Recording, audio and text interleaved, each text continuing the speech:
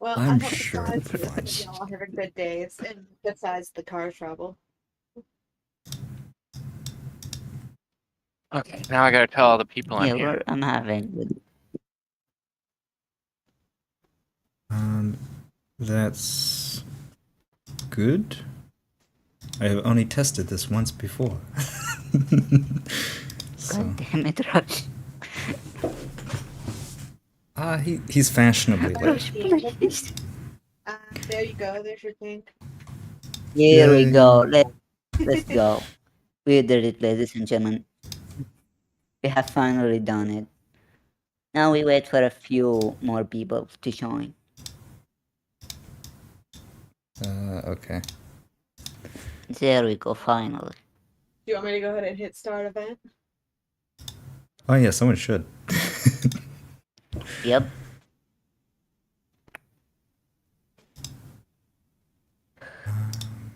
Let's wait for like a few more people to join. Then we'll start. Like 2 minutes. Hmm.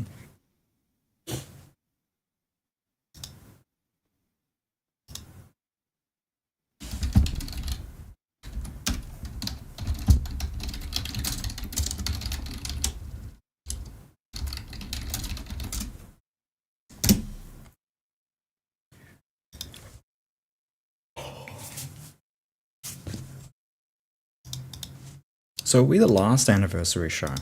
I've heard there's been a few. Oh, am I not? That confuses me. Why is this not working?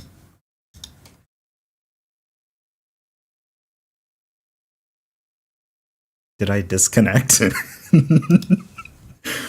Already? Hello? Hello? Wait. That doesn't make any sense. Okay, I'm reconnecting.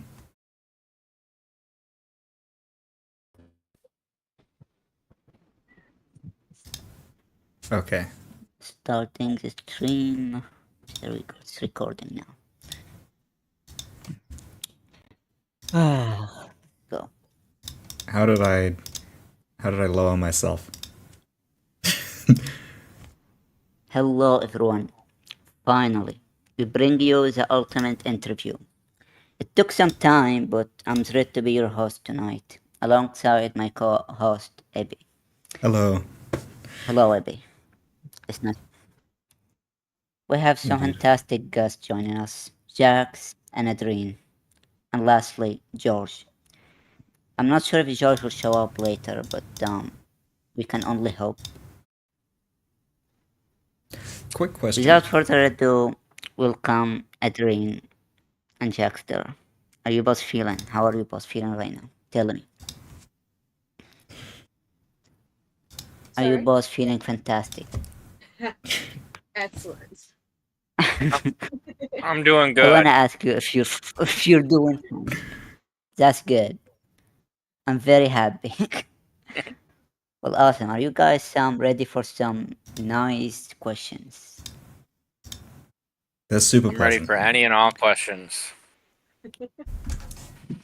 All right. Bring them on. Well, first off, I want to ask the both of you. What are your thoughts on the complex interblock treaties happening these days? You can, anybody can start, since the other can. I'll post it in the chat. You can tell I did not contribute to this one.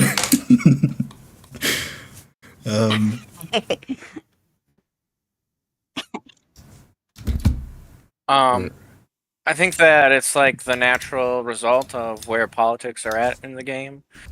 I think there's a lot of bet hedging going on by all the major players, which is normal. I think it's kind of normal in all these games that the big players hedge bets and try to avoid losing. You know, that's the goal, not to lose. They should put that in the title. Yes, that's true. Nobody wants to lose these days. I think it'll What are your be thoughts, Adrian? I think it'll be interesting because it kind of reminds me of like a little bit of earlier PNW where there was a lot more treaties in between, well, like people in between blocks here, and not knowing always who was going to go on what side. So I think in that regard, it's kind of interesting to kind of see where it might lead. That's interesting. Yeah, politics Yeah. almost follows a sort of a cylindrical, I guess, development where you go back to the things we did before with some regularity. Anyhow, what's Yeah, question 2? Definitely. What do you both think about Rhodes' militarization? Eclipse doesn't seem to be militarizing. Is it possible that Rose is aiming for one of you? I Uh-huh. hope not, but we'll see. I think it's possible that they're aiming for anyone. I mean, it's always possible. I think that they're probably not aiming for Eclipse, I would assume, since they just had their whole thing. But I don't know. Rose militarizing is always fun. It gets the game excited when the biggest alliance militarizes. It's good. They're an agent of Militarization's good chaos. for the game.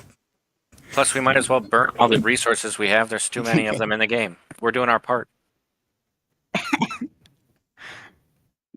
Has this actually made a dent on resources? Yeah, Like at all? honestly, No, we got to demill and remill like 5 or 6 more times, guys. no. Mm. Think of the stock traders. They've had a rough year. Yeah. Major recession. Yeah. I think I accidentally sold, 400,000 RAWs to someone last week for 1,000 PPU under market price, just because I didn't know how bad, how bad things were. Yeah, I'm glad I'm not operating a micro whose entire economy relies on raw trading anymore. I tell you that much. Yeah. Yeah, well, manufacturing in the next week or so. Yeah. Oh. Question number 3 then. This is one I did formulate. So, Jax, I want to hear about some of your opinions on mergers. Now, I think you've merged 2 or 3 times now. And not only that, but you've remained in leadership and even been promoted. And that is very difficult to do. Do you have any advice on how to merge alliances and communities? And what's your secret to transforming this period of instability into one of opportunity? I would add Adrian to that, but she has a more interesting path up the government ladder. I think that the Definitely. real key to merging 2 communities is for the leaders of both communities to kind of check their egos a little bit, which is a lot easier said than done. But it's like going from the Rohirrim to the Dead Rabbits was difficult because I was no longer a solo leader. And so, like, you have to be able to adjust and deal with other people and more of a roundtable discussion in leadership. I mean, moving into CTO was relatively easy for us because we were basically just absorbed, and Piggy and I get along super well. So like it was easy. Piggy and I have very similar outlooks of like what's fun in the game, and so that same principle kind of applied to the mass merger with Event Horizon, which was more difficult just because of the sheer logistics. Your internal affairs department better have its ducks in a row if you're going to do a major merger, and they better know what they're doing, and they better be able to organize sheets and bots, and it's a lot of groundwork from a lot of people who never get any credit. So shout out to all the low gov IA people who actually like put in the time on the sheets. But I think the key really is that you have leadership who's willing to change how they lead so that they can make accommodation for the new leadership that they're with. And if you can get that done, the rest of it should follow as long as your IA people are good. That's a really good answer. Damn. I've been through so many mergers, and they are such tricky things. Yeah, it requires a lot of good faith from all parties. Yeah, so just to answer Velny in chat, picking suitors is super important, and picking people who you want to merge with is really, it's vital. I've also been in merger talks that made it so long and so close to the end that they actually got leaked as happening, and then the merger didn't happen. And so picking a partner is really important, because otherwise you put in all this groundwork and you get to the end and you find out you're not compatible, and then it just goes into the dump, and that hurts. But something you need to remember when you're going into merger talks is, like, you can't get stuck in the sunk cost fallacy, where by the end of the discussion it becomes clear that you're not aligned, but you've done all this work, so you merge anyway. That's for sure a way to fail. And so for us, like with CTO, it was a matter of like, oh, we're both kind of looking to be fairly independent actors. We want to fight, and we want to cut fat and trim fat and build city 30 or 40 walls, depending on, the decade we're fighting in, and Yeah, have City as much 60. of an impact. Yeah, have as much of an impact as any individual alliance of CTO size could have. That was the goal. And so because we were able to find somebody with similar goals, that makes it a lot easier. And I think a lot of people, when they merge, get stuck in a sunk cost fallacy where by the end of it, it's like we're merging just for the sake of merging. And you should always be prepared to fold and get up from the table, as it were, rather than take the total loss that is a failed merger. Actually, I just realized. So Camelot has had a few mergers, but like not super big ones. And I think Adrian, like TKI hasn't had a ton of really big mergers either. Do you view them as like a shortcut, in some sense, or no?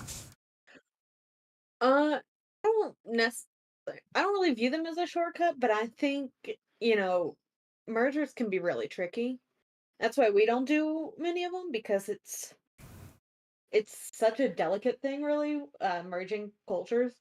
Like we merged earlier this year with Bourbon Street, and they've been great.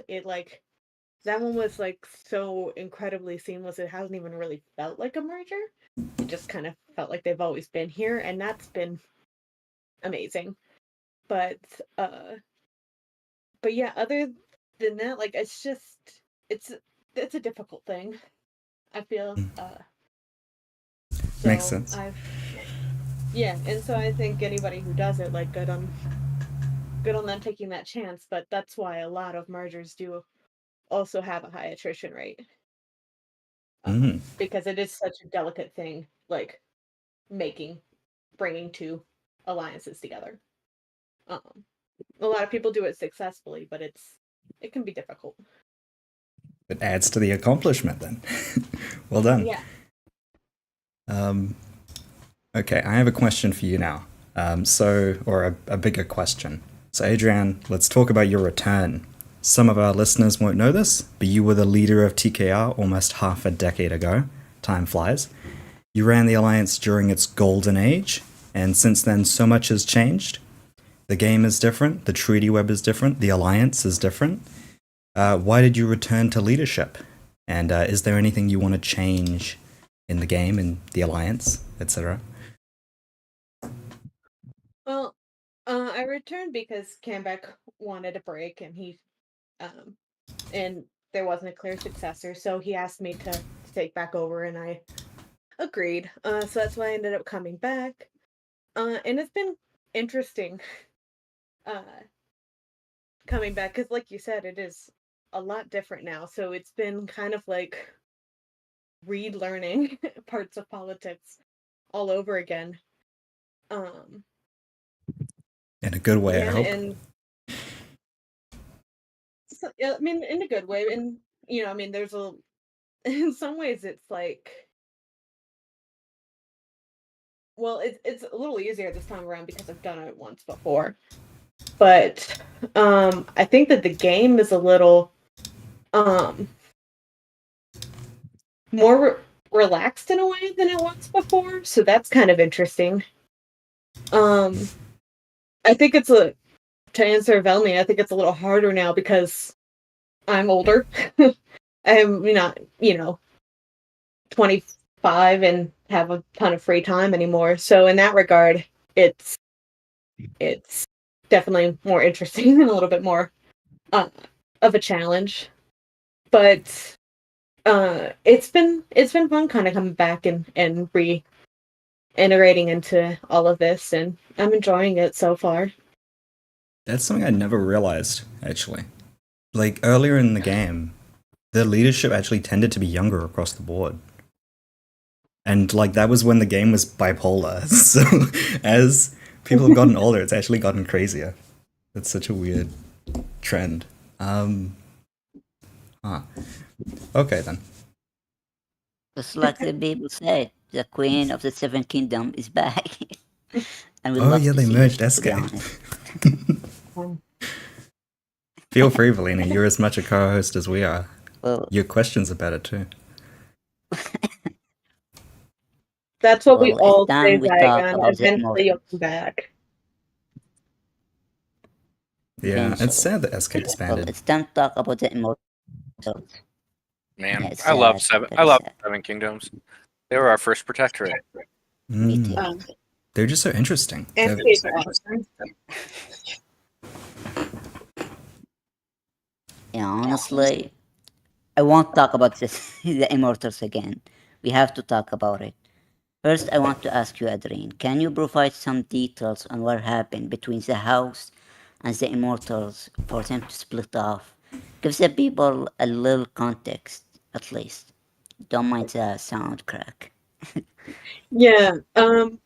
Well, I am not really one that likes to talk about reasons between first splits. I think that's usually a pretty personal thing between alliances, but ultimately, like, we just decided it was best to part ways, and there's no ill will. I wish the best for TI. I know they kind of got a rough start to being on their own, but I think they're awesome people, and I hope that they do well here on out. What about you, Jax? You got any opinions Yeah, on the things TI? have been said. On TI splitting? Not really. Like I wasn't privy to that. I mean, I think Piggy has pretty well laid out the reasons for us hitting them. It's just like they were there. We were bored. That is I brutal. mean, it's a game. I mean I could stand up here and pontificate and make up a reason, but I think you guys are all smart enough to see the actual reason, so there's no reason to pretend. It's harsh, but Well, fair that enough. brings me. Yeah, I mean it's Well, that does bring me.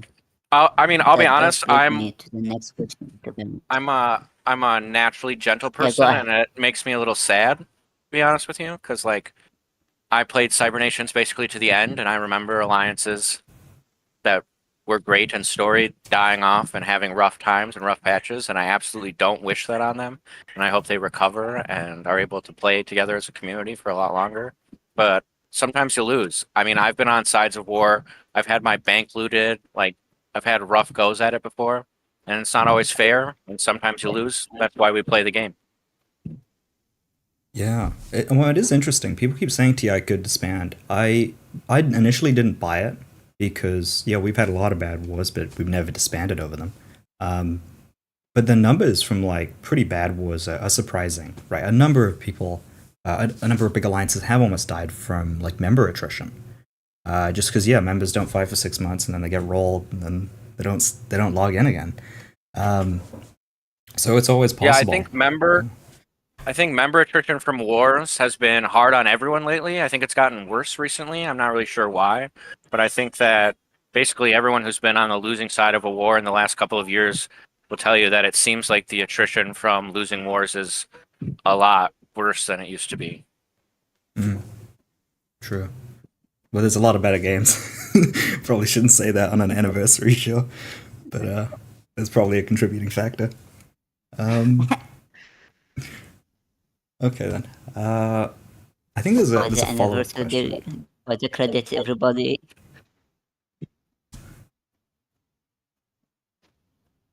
Yeah.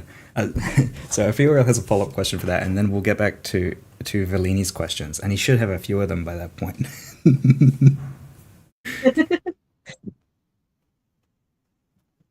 We're hoping you carry us, Velini. Well,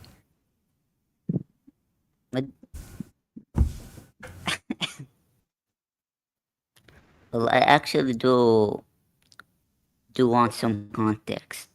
Well, about the Immortals again, like Jax, while they're down, you don't seem to be stopping with the declaration of war. It's still going. Do you have any plans of maybe giving them freezer maybe? Because the event horizon doesn't seem to be stopping, and the Immortals seem to be slowly leaving. I mean, it's clear by now. Some I mean, members of them I don't are. think that uh, this is a position for me to disclose peace or negotiation talks, their existence or lack thereof. But the intention isn't to grind them into dust so that they don't exist anymore. So, I mean, make of that what you will. Fair enough. Has the backlash actually been that much? I think that was a variant of the question of Ethereal. I'm sorry, I forget the name. They were going to ask. I haven't seen that much backlash, to be honest. I saw a bit initially, and there's like some in back channels. So like I'm pretty sure you guys are getting rolled in the next like 3 to 7 years. But aside from that, I know a lot of people forgot. I almost forgot. I mean, I don't think there's been more backlash than is normal, if any. Like every alliance has its detractors that are gonna give it backlash anytime it does anything. I don't, and I'm not even sure that a lot of the like complaints that I've heard from people are invalid. It's more of just like a matter of like this is what was available to take. Like I said, I don't have like a long dissertation in defense of the war outside of the fact that like we're playing a game and war is part of it, and that's what we do. That is actually a far more thorough explanation than Yeah. most people give. That's more detailed than I've seen Rose give in like 10 years. And probably more than I'll see Wow. in the next 2 days. I don't have any comment on how other people conduct themselves. Fair, fair. Okay, let's ask Valini's questions. So, how has TKR is that the same? Okay, yeah. How has TKR remained to be so successful for so long? Also, what's it been like seeing the Alliance come into their own over the years? I think the reason we've endured so well has been because we have a really big emphasis on trying to build a bench and training new people. I think this is one benefit of a mass member is you're always bringing in new folks. There's always new interested, talent, and that's been a pretty much essential tenet of TKR since I was low gov. Is we've always been that's been our thing. Is like let's bring in new people, let's get new blood, let's train them up, let's raise up the next generation for TKR, and so it's been interesting. It's been I think that's the key to any alliance, even like the ones that are elite. A lot of them still do recruitment, just be a different method. But fresh blood is definitely one of them. Training up a bench and just letting them go forth and do bring the alliance new ideas. It's been really uh, fun watching it actually. Like in those years that I was retired, seeing like 3 leaders after me, and that's been interesting to see how each of them has led the alliance differently. And then, most recently with Canbeck, he brought us over from Slack to Discord, which is obviously a huge move for anybody that's known us for a while here. So it's been a privilege just kind of watching all of that and seeing kind of everybody just growing and all the people we've had in Gov throughout this time, and just watching, just being a part of an amazing community where everybody's so great. Like that's one of the reasons I love TKR so much is our community is just top notch. I I think they're amazing. That's good to hear. I've always felt like the big alliances are kind of interesting because, as you say, they change so much and they recruit so much. It's almost like a ship of Theseus, where it was, you build the original ship and then almost a decade goes by and so many of the pieces have changed, but it still has the same name and people still vaguely recognize it. But is it the same ship? Um, do you think TKR has sort of remained true to itself since you joined it? It's still the same organization? Or do you think it's almost unrecognizable? I think the core is always the same, but like it does change over time, the cult, like with any alliance that's been around um for any length of time, you go and you look back at like messages you wrote 6 years ago and you're like, oh wow, like things have changed in the alliance.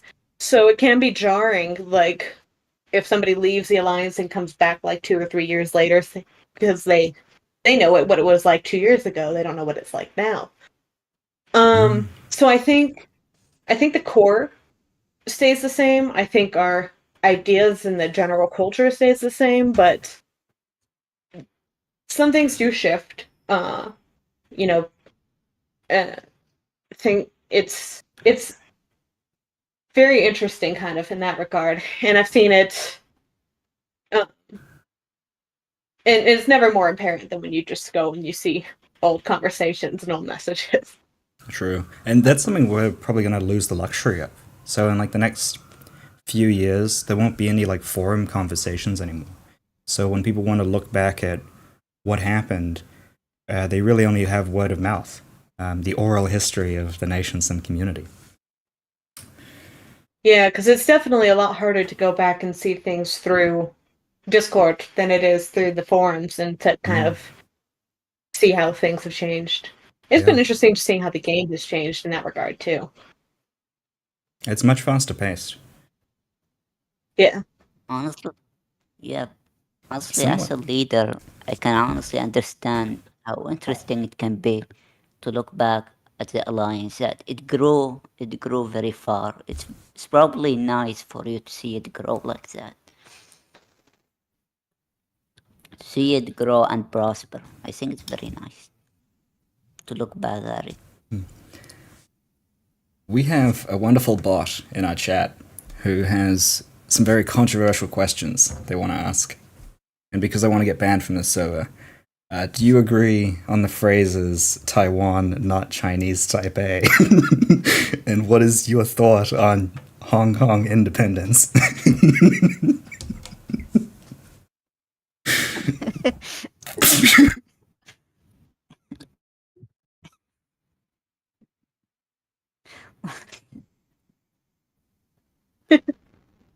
That wasn't a funny question. A geopolitical question about Southeast Asian politics. It's a question from Maybe the chat. anybody else has a question that is more politics and war, please. Anybody got any questions in the chat? No China, please. We don't want to get hunted down by the Chinese government. Yeah, we'll probably. I mean, Chairman Xi is my co-leader, so naturally, whatever he says. He is too. I forgot about that. Oh, no, okay, naturally we agree with his positions. So we're gonna avoid some of the other bot questions. They're getting exponentially more controversial. Interesting. I'm so glad I did not stream the chat. I think we ran out of sort of predetermined questions. So I can go off the rails until you get tired. So you're both in mass member alliances, and you've both been in and out of retirement. What's your opinion on ShadowGov? Like, is it good? Is it not so good? Well, I mean, this goes back to my time in Cybernations, but long-standing members who have held high-ranking government positions when they retire in every alliance I've ever been in back to Cybernations have always had a very like honored seat at the table. I think that's good. I think it gives members something to aspire to that's beyond leadership. It's almost like a token, a mass token of respect from the community. We have several of those people in Event Horizon. Their opinions are highly regarded. I'm not sure I would go so far as to call them a shadow government, but I think they're properly influential. Those people have given a lot to the alliance, the game. They've earned the right to be elder statesmen, as it were. So I think it's generally healthy and good for alliances. I think there can obviously be issues if they are directly contradicting like what the actual government and members desire or are trying to do. But I think that's actually much more rare than having good elder statesmen who will give sound advice and have a differing perspective than you maybe have. Interesting. You're already preparing for your next promotion.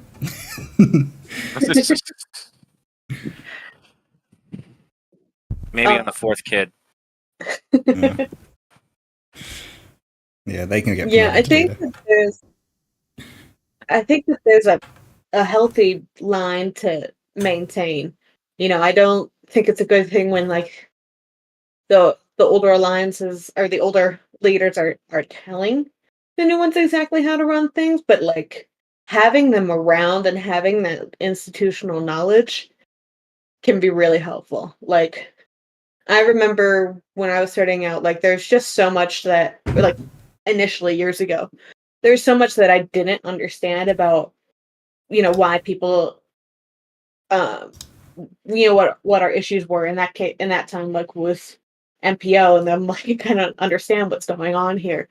And then being able to tell those stories and to be like, this is what happened at this time, this is what's going on, and to like give their advice is helpful. But like there's that line to maintain. You help, you can give advice, but leave it to them. And but I think that institutional knowledge is crucial. Definitely.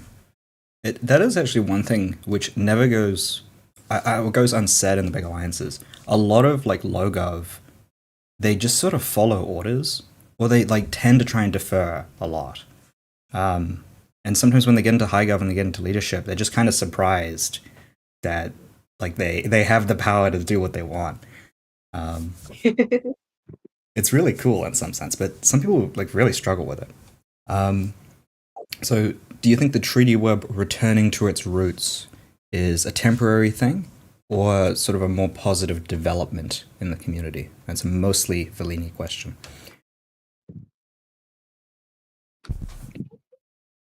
What's the question? Oh, do you think the treaty web returning to its roots, i.e., like 2014, is a more positive thing, or do you think it's temporary?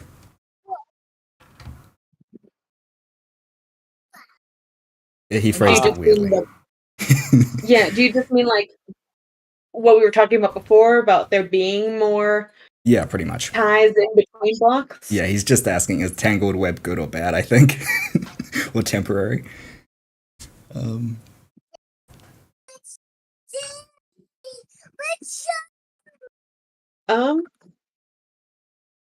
it's hard to say, like, because honestly, a lot of the Tangled Web stuff happened even before I was leader. I think in some ways it can make things a lot more interesting. Um, but whether it's good or bad, I don't know. I guess we'll see. And same for temporary or or not. Like I don't know yet. I don't know. It's going to depend a lot on how people decide to do things going forward here. Yeah. Gotta let. I think one of my hotter takes about politics and war is that bipolarity and tripolarity are better for the community. But that's because I come from old cybernations like politics where we were a lot more bipolar in that game. a lot of classic like big coalition versus small coalition and like resistance fighting and stuff that's not the mechanics of PNW themselves don't make super available to us. So I think that with the mechanics of the game itself, more independent web is actually better. But I think politics, as far as like forums being engaging or like Discord discussions being engaging, is better when there's more defined sides. So it's kind of like I don't know, a pull between what's better mechanically and what's better RP wise or politics wise. I think I'd actually agree with that. I think in some regards, like bipolarity at least makes engagement more interesting for memberships being in terms of being involved in politics, because you can be more open with politics when there's only two sides, like you know who's fighting who. Whereas like this side, the multipolarity, it's more fun for Gov. But you it means that like what's being shared externally isn't as transparent as it would be if there's only two sides. So I think in that regard, it's kind of interesting to see stuff go down. I think the non-aggression Consider packs that. probably contribute more to that than anything else. Like I remember bipolarity did make wars more obvious, but it was the fact that there was those long non-aggression packs that, like in the weeks leading up to the war, you knew what was going to happen, and we know what's going to happen now. I mean, mostly, kinda. Actually, both of you guys are wild cards, so why am I saying that to you? No, I mean, I don't think that the naps then were a lot shorter. I remember like with um with my first war with Trail of Tears, like I think it had a 2 month nap, and people were like, "What? Like that's so long." And now we have like way longer naps than that. But um, That's true. They went from 2 months to 8 months. Well, 6, kind of. This kind of naturally extends. So, is there anything else you miss from politics and war, like 5 or 6 years ago, or however long, aside from Treaty Web stuff? can I tell a quick side story? Sure. Piggy just pinged me. In my very first war, Piggy and I fought each other like 4 times.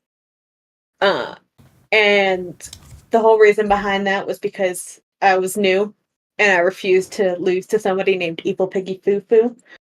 So we kept fighting back and forth during that war. And I didn't lose. Well, maybe I did. I was pretty little then, but I got close once or twice. That is so cool. That is exactly how I made my first friend in this game.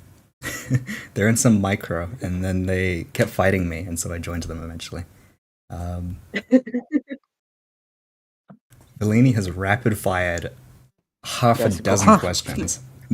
far as- and they're all better than As far mine. as leaders go, I feel like I joined at the end of MPO's last time, so like it's a game. I mean, the game has changed a decent amount since then, but not dramatically as other people have seen it change.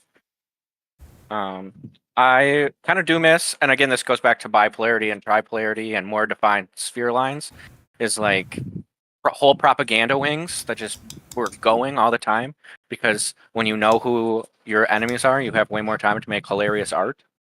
And so I feel like I missed that a little bit.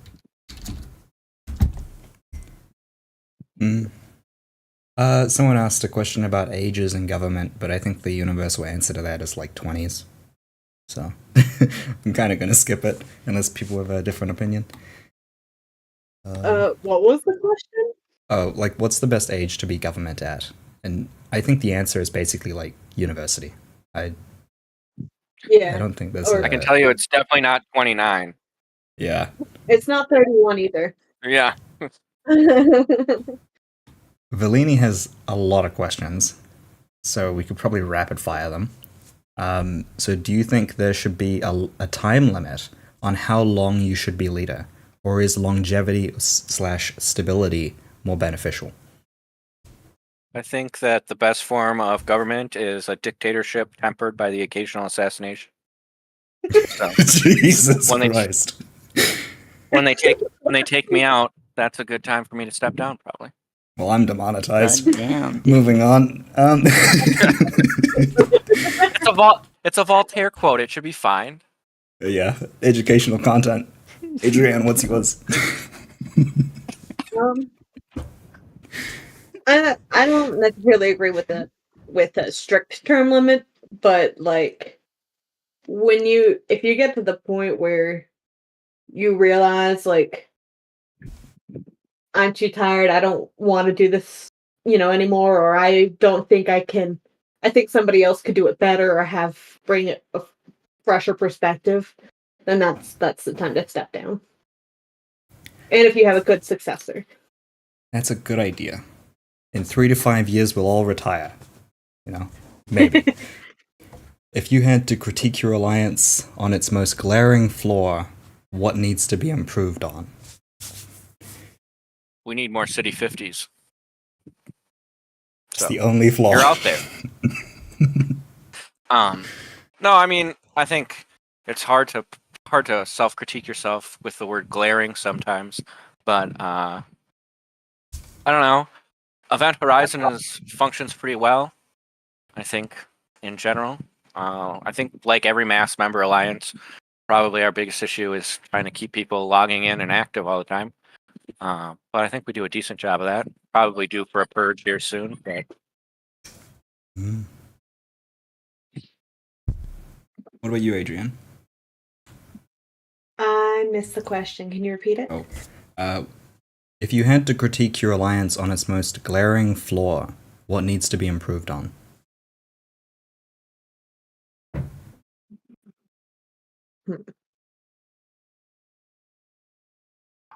TKI is flawless, so this may be hard. Or perfect. I think it would probably I think that we could probably use a little bit more engagement in public areas and talking more with other alliances and letting them see more of who we are. Because people definitely have a lot of misconceptions about us, it seems. So that's probably the biggest thing. Makes sense. Do you believe that whales are still an issue in PNW?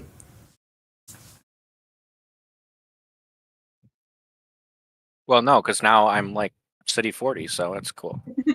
Good point. That's a very accurate point.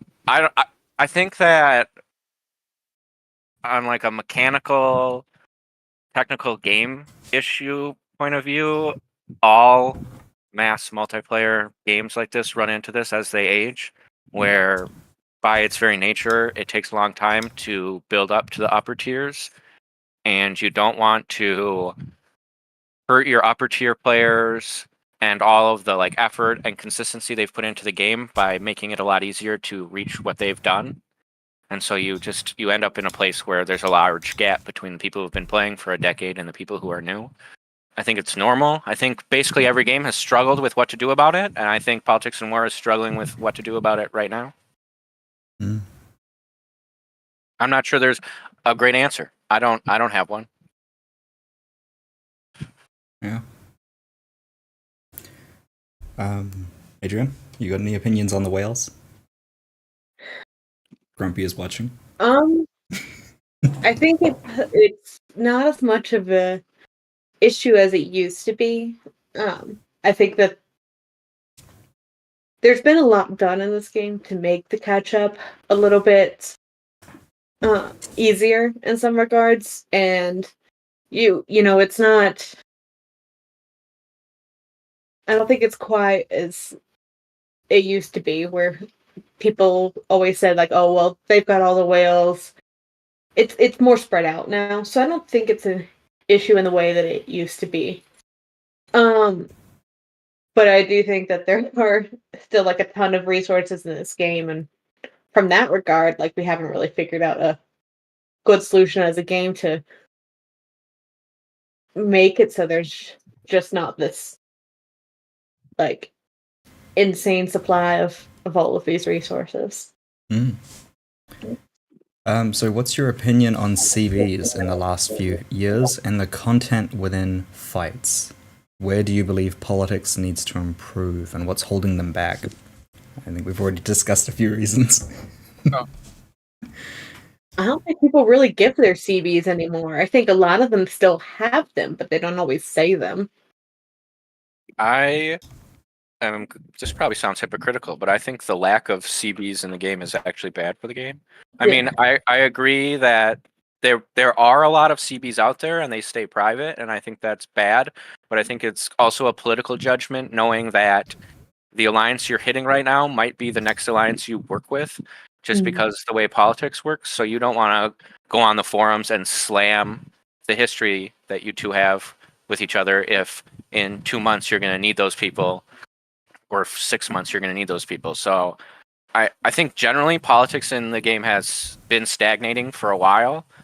But then, I mean, at the same time, it seems like public politics is stagnating because, I mean, privately, like was alluded to earlier, for Gov, I mean, we're still having fun politicking, but our members are way less involved in politicking than I think they've been since I've started playing, because you can't, the alliances shift so fast, the spheres shift so fast that you can't have your members in Ron or in Oceania or wherever just like flaming people in other alliances because you might need them soon.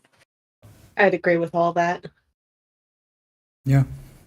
I mostly agree. I don't think there's any shortage of private CVs against us or that we have. So Yeah, I mean, somebody mentioned that in the chat too, that TVs get communicated privately, but I mean, that's not necessarily the best thing either. Like, yeah, hi Z. But yeah, it's just I miss that there used to be a lot more engagement with membership, with politics in this game than there seems to be now, and I think that that's not a good thing because the members are not as interested in this game, I feel like, as they used to be because there's not as much for them to do. Well, and I Definitely. think it might even be linked to the higher attrition rates from wars. Like if you're a regular member and you're getting rolled and you don't even like know why you're fighting at all because it was never communicated publicly, like that's very frustrating. Yeah, and we tell our members privately, but like you're missing that engagement with other people and other alliances. And that used to be like the most fun part of the game to me. Like when I was, just a regular member, meeting other people, talking to people, or engaging on the forums, like that was a fun part of it. And then now it just seems like a lot of that is not here. I sort of have a hot take on that. So I don't think the secrecy is actually part of the system. I think it's a norm, and I think we had it even back in Bipolarity to some extent. Like, just as an example, because nothing is really secret at the top level of the game, I would argue. We got called out by like a pretty big alliance like last week in front of like 30 other alliances, and I just remember thinking at the time, I was like, dude, you could have posted that on the forums. Like, that is the level of secrecy we are at. So I think it's just a norm that sometimes people convey stuff in private, sometimes they don't. Yeah, I think a lot of actually, like even next war, I would say about 80% of it we could post right here, right now, wouldn't change a thing, isn't really OPSEC, no one would care on that level, but the members would find it all very entertaining. And I remember doing it to the Eclipse TKR war. Like I called what I thought that war would be. I speculated, no penalty, none. And that's sort of my view on it. No one else did it, but they could have. But yeah, it's a hot take. You might disagree. I mean, you first. Okay. Like, I mean, I generally agree with what you're saying, but it's like nobody wants to be the first guy to jump in the water. And I also think that, I mean, there are legitimate reasons politically to not publicly, because members are also easier to get like riled up. Like, so if you're like to your members, like these guys are our long-term enemies, we're hitting them because they're our long-term enemies, and then you just unleash them, like they're gonna, like the That's a good propaganda is gonna point. get legit, which might be what you want because like it's more entertaining when the propaganda and the like the flaming in the servers is like going, like that's fun, but it's also like it builds longer term disdain for each other, which in a constantly shifting sphere environment isn't always to your advantage. I would agree. But see, that's the interesting part if you think about it, because it's not an argument for secrecy, even, or it is, but it's not saying we need to keep things secret because like we can't let them out. It's saying we sort of don't want to let them out. It's a policy argument, not a security one. Yeah, I would say in most cases that's true. I mean, every once in a while you still get a legit surprise. Like Celestial was pretty legit surprised when we got hit. Like that was legit surprising to us. So there are things that are still OPSEC'd well. I'm not sure it True. was a legit surprise to anyone else, but it was to us. Well, I mean, the how is always surprising. That's like the how is the best. Oh, actually, that's what P&W should be: politics and war. How question mark? Because we can all see things coming to some extent, but it's always how they happen that is completely off the rails. Um, anyhow, Valini has some way better questions, so I'm going to continue reading off some of those. Who is your favorite player, past and present? Myself excluded.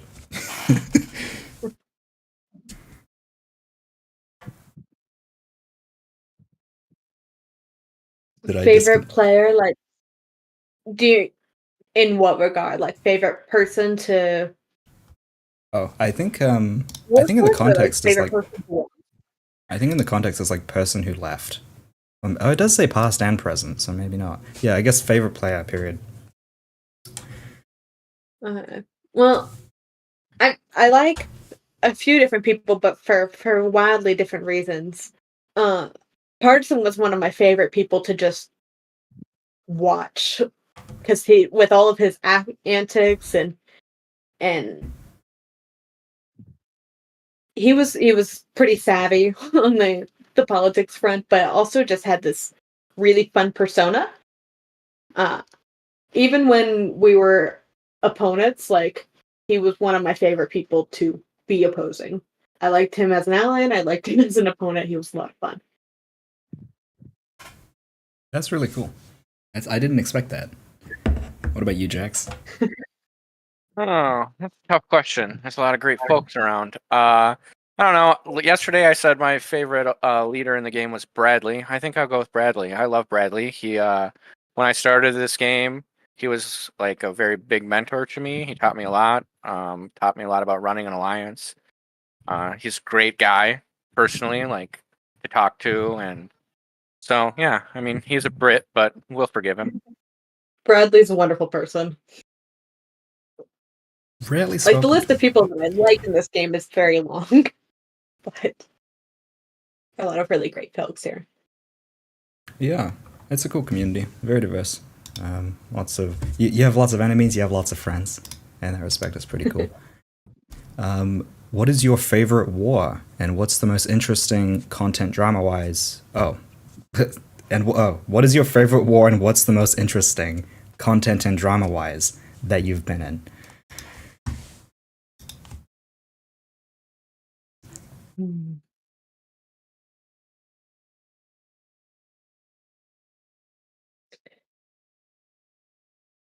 I can repost Fellini's questions because I failed at that one.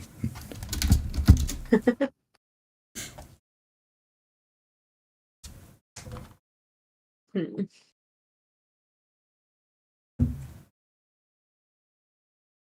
Man, I'm horrible with war names, so this question is going to be hard for me. Let me pull up a Google. Was it 3 a.m.? That does not count as a blitz. Actually, I can't call you G for the YouTube audience, but random TLE EVH leader. When we attacked you at 3 a.m., that was for a treasure. Like, it wasn't a blitz. I think that might have been like noon my time. um, I think probably my favorite war, um, just to actually fight, I was Nightfall. That was TKR's first losing war, where like the entire world pretty much like ganged up on us here. And I think what was so fun about it was like, I mean, we knew the outcome. Like when we had like an entire, at, how that war went is we had like an entire spear on each alliance in that group. So there was no question. There was no that we were going to lose. There was nothing. So I just remember we tried to do counters for like an hour, maybe two. And after that, I was like, screw it. Like, you get an MLP, you get an MLP, you get an MLP. Everybody gets an MLP. Let's just go. Like we're just doing this. And it was a lot more fun to be in a losing war in those days because, like, while I think that the tanks change was interesting, it was easier to do guerrilla warfare in those days when tanks didn't kill planes and a lot of people only carried planes for that reason. So, like, you had a lot more options on the losing end of, like, things that you could do. So I had a blast that war. We kept our energy up. I think everybody had a blast that war. I don't think the politics of that war was necessarily fun, but the actual warfare, total blast. that was really fun. And you guys held in the high tier for like a month. That often gets forgotten.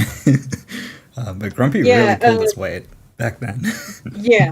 At that point, like, Grumpy had most of the, like, the gang's high tier because I remember, like, in the month before that, a lot of the upper tier elite alliances were folding and disbanding, and a lot of them went to Grumpy because they were the most similar, culture-wise to them. So Grumpy was a huge alliance then, and they had so much of the upper tier. I remember at that point we only had two upper tier folks really, or like on like Grumpy level, and that was Benfro and Year. And so they stayed up for a while, but we just loaned them to Grumpy because we were fighting two different wars. The rest of TKR and those two TKR members with Grumpy, we were fighting very, very different wars. So I just sent them over to Grumpy's server and said, "Go have fun." That's cool. And they just kind of got loaned out to Grumpy, basically. I think that was like my first proper global too. The propaganda war was so cool on that too, because it was like Politics and War's Infinity War. It got compared to that a lot because the whole game was united, and TKR's response at the time on the propaganda front was like, "You've brought the whole game. It'll be a fair fight." Yeah, we had a blast. We were just like, like, oh, it takes all of you, like, cracking jokes. I think my favorite video from that one, I could probably find it and post it in the chat for you. One of our members, Michan, I think it was for this war. It was the All Might She did one. like a. It was the dub over of American Psycho. I'll have to find it. I'll post it up in the chat. God, it was funny. They had a lot of good ones from there. There were some great ones Rush made, because he's in Guardian, and it was like the MPO High Gov complaining that they couldn't take down Grumpy, and that was reused like war after war. What about you, Jax? That's a hard one to top. I don't know. I think my favorite war was fighting Guardian, a handful of Guardian nations, and House Stark in CTO. That was a good old time, and it was just a lot of fun politically. Like it was just entertaining, and we were getting smacked, and I enjoy getting smacked every once in a while, especially if you can keep morale up. Like fighting a losing war while keeping morale high is maybe the funnest war you can have, because there's just like targets everywhere, and like you're all suffering together. It's kind of like two-a-days for a sports practice. Like it's the worst, but it's also the best. And so like It was an enjoyable time. I also haven't been around for as long as a lot of people, so I mean, I haven't fought in that many globals. I think maybe like six or seven.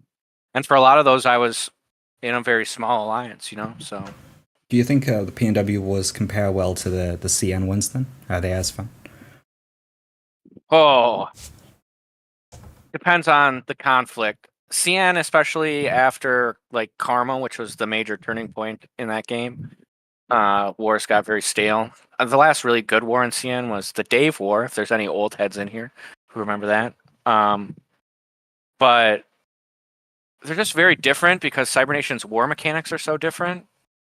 I think politically, the height of Cybernation's like politics as far as war goes are hard to top. Like they were just like there's so many more players. The games were bigger because I mean there was a more popular genre of game then, so there was just so many more people, and so that made it a lot of fun and like really chaotic. And there wasn't bots, so you had to like organize things by hand, which was wild, like really crazy. Like it was like the beginning of Google Sheets, so it was Wow. mechanically just very like intense. So that was fun, but I think politics and wars have their own appeal, really. Like because the community is smaller, like oftentimes you end up fighting people who you get along with and have talked to a lot, and I think that's fun. Like there's a lot of like friendly banter back and forth between sides, which I think is fun. And CN did not have that. There was a lot of hostility in CN conflicts. Like they were very like, we are not friends with those people. We don't like those people. And that changed as the game shrunk. So I think that's a positive thing about conflicts here is because the community is close, because it's smaller.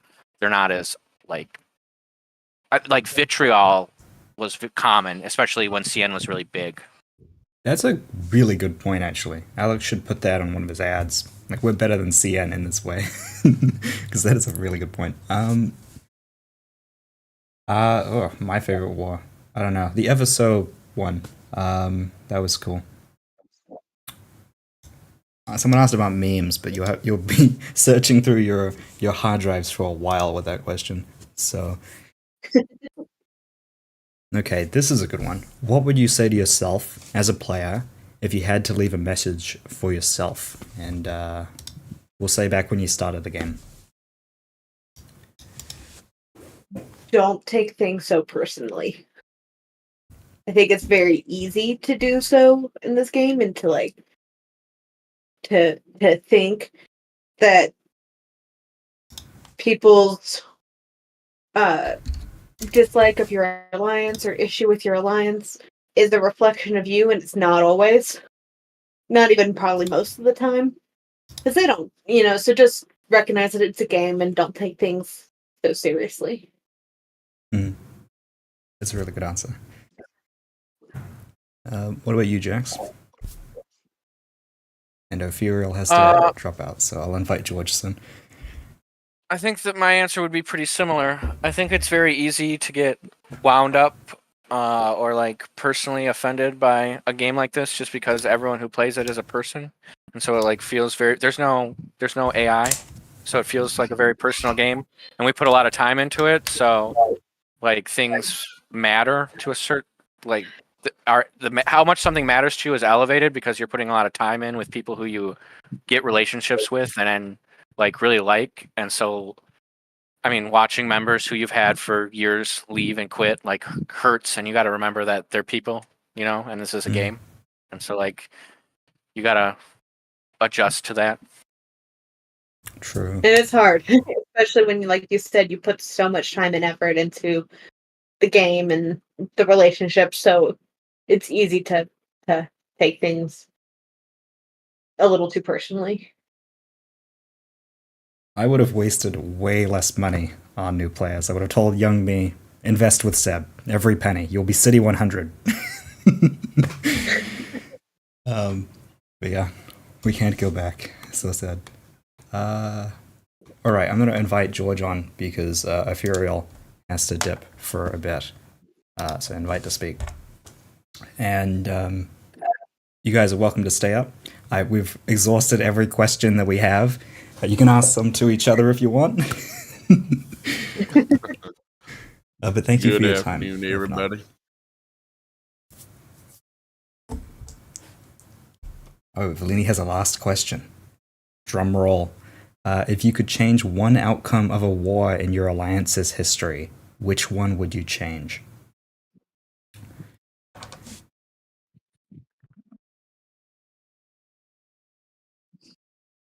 I would like to go back and not get my bank looted as the dead rabbits. Yeah. That's a good one. That was rough. It was kind of nice though because people had been calling us poor, and then everyone knew that we weren't poor. But it wasn't worth it. I'd rather everyone thought we were poor. Mm.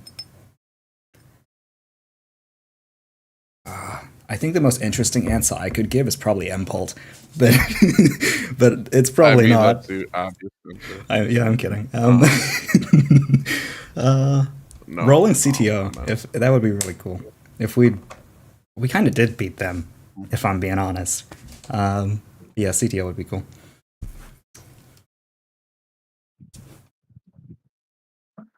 What about you, Adrian? You know, I don't really know. TKR winning Nightfall would have been very spicy. Oh, you meant That would unrealistic? have been like that would have been quite a feat. That wasn't possible, and it would have been entertaining if it were. You know what? Actually, thinking back on it, it might not have been totally impossible. Because wars back then were like 30 days. That war took like 90, 100 days or whatever. So if they just pieced out in like the first month, Grumpy would have like reigned victorious. King of the Ashes. Well, they Oh, weren't yeah. going to quit until they had one. But it didn't. It wasn't like it could have ended a lot sooner. But we were very True. stubborn. But like once they dragged Grumpy down, it was like probably a month there, between a month and a half, that Grumpy got dragged down. We could have ended it then, but we didn't agree with the terms, so it Those dragged terms out are longer. wild. You could never replicate I don't those even terms know. nowadays. In some ways, they're worse remember than the term. a lot of the Impult ones. They're really bad. And TKR forgave everyone after, so that was mostly. Well, I didn't exactly have a choice. It was, when the whole game is up against you, you kind of have to let things go, because otherwise, what are you going to do? Never work with anybody again? True. You know? So George, are you capable of explaining to the people why the treaty web looks like a mashed potato? So Ferial's last question.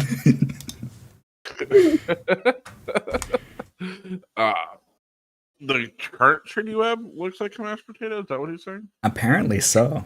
I think it looks like pasta, but that's me.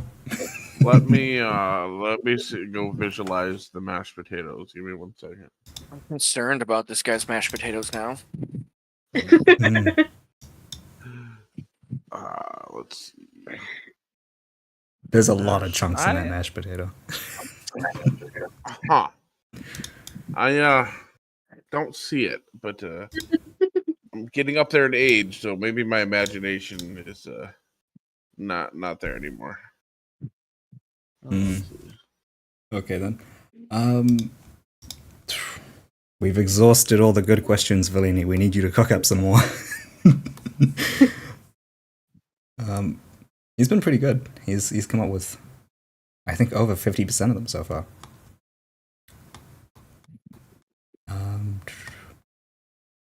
Thought of one more if you want to ask. Hype up one person in your alliance for everyone who doesn't get the recognition they deserve.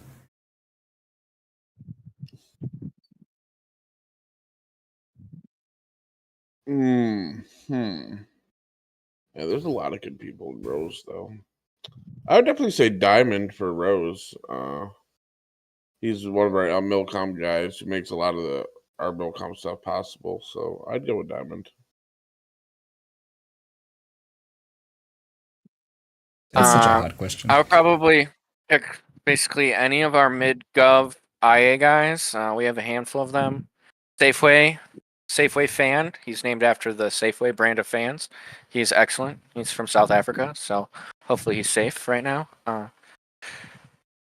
And he does great work. We have Newt. I mean, I think probably in every alliance, the mid-gov IA guys are the guys who do a ton of grunt work and get very little credit for it. It's a tough department. That's true. There's so many people I could say for this. Like, we try to hype everybody up because honestly, so many people work really, really hard. Gov or general member. I think it's anyone. Yeah. I would have hyped up Krampus, but I think everyone knows that he's the engine that drives EVH. I don't think that's a secret. I got a big rant from Firewolf yesterday on Krampus.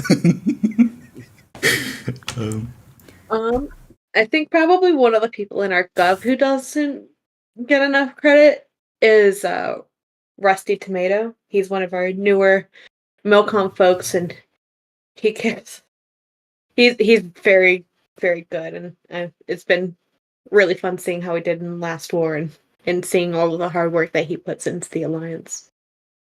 And then for members, I'd probably pick Opa because she's always on top of, like, she's one of our interviewers, and she's always there, always working hard.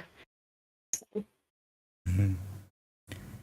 I think I'll go with this is a very difficult one since we don't have a lot of public-facing members. But I think Doge and like Austin and stuff are very public, or kinda, with businesses. So CG, great member. Just very loyal, great temperament. What alliance that isn't allied with you would you like to merge or ally with? It's a very Kev-esque question. I mean, I want rounds, I guess. If you're thinking strategically, I'd say give me Grumpy right now. Yeah, I've never spoken to Rose those Guardian EVH folks. merge. That would be terrifying. You know, I'm just a really big fan of the Cult of Adam. You know.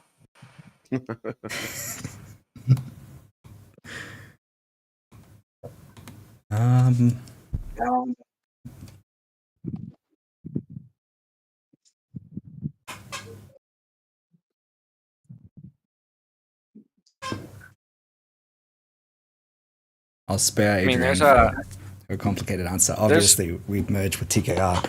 So much alignment. I mean, there's a lot of interesting people in this game who I enjoy talking to, who I haven't been allied with yet. So there's a lot of people all around. Like you got to figure that Bradley and I, we gotta ally at some point together again. Get the whole gang back, but. Mm-hmm. Yeah, you could merge TLE. Then G will get to raid me for a treasure again.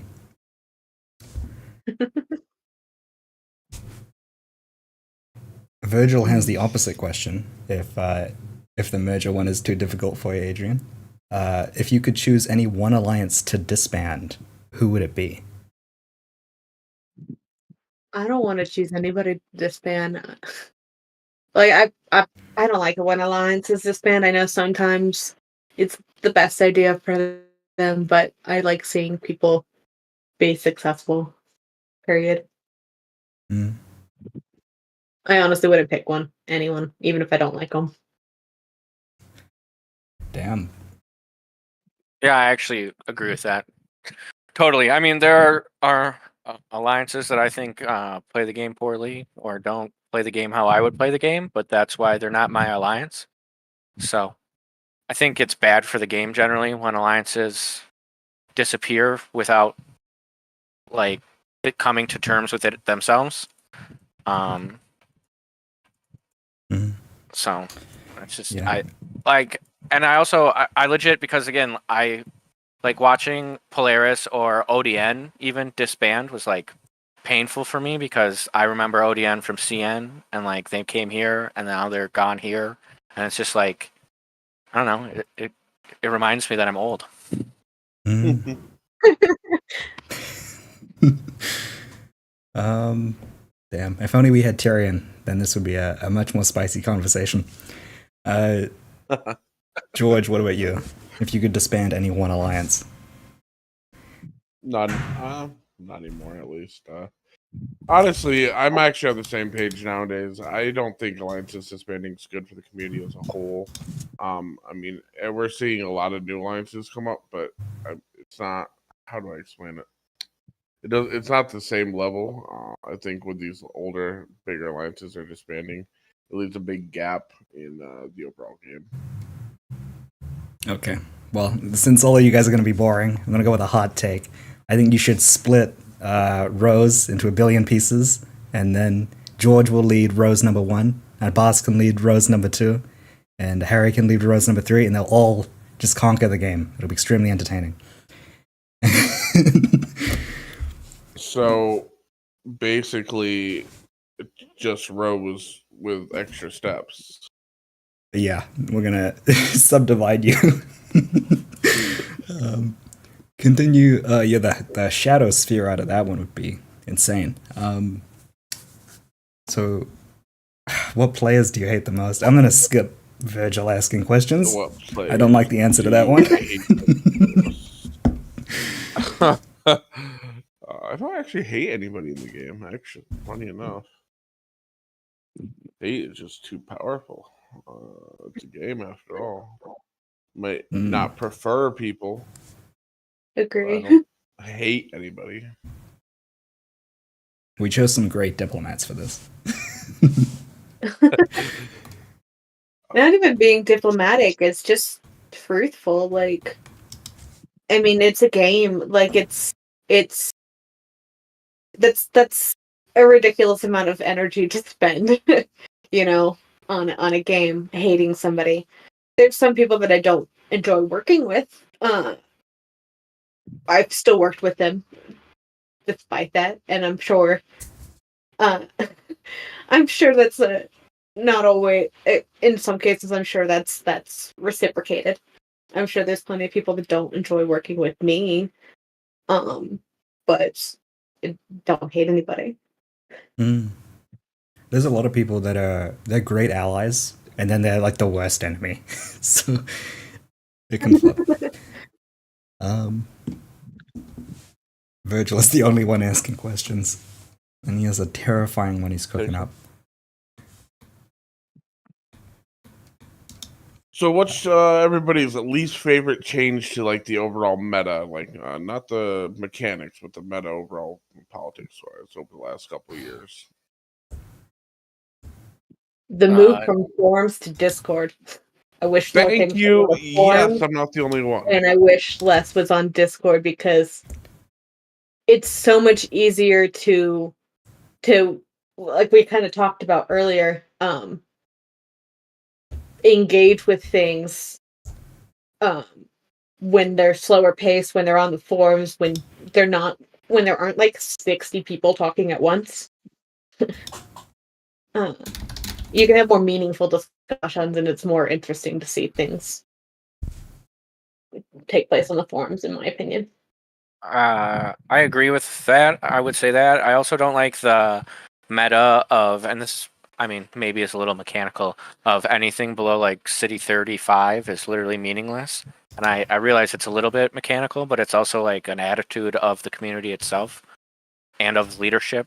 Like, I've been in the meetings where we talk about comparing tiers and for conflicts, and it's literally just like, well, can we cover this range? And if we can cover this range, we win, so who cares about the rest of it? And I think that's bad for the game growth. I think it's bad for new players. I think it sets a bad precedent for growing the game and growing membership in general.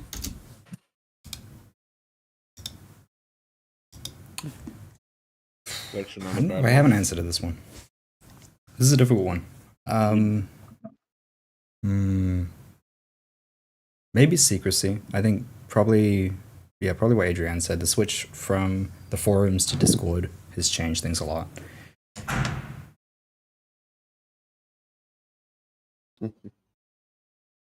Um, what are some other good questions? What about mechanically? What's sort of your least or most favorite mechanical change over the past 2 years? Oh, favorite mechanical change? Oh. Did they do something with the city thing again? Make it easier? City timers don't start till City 20 now. That's good. No, the project timer. There we go. Separating the project timer. I'm just waiting for generals. So whenever we get generals, I'm really excited for that. I think it actually might make my Milcom have to think for a little bit. I quite like the treaty web changes. That or making urban planning and stuff cheaper. I did a lot of campaigning over the past 2 years for mechanical changes. You guys think the game is heading in a better direction than it started, or do you prefer back when the game started? No matter who attacked, there was always.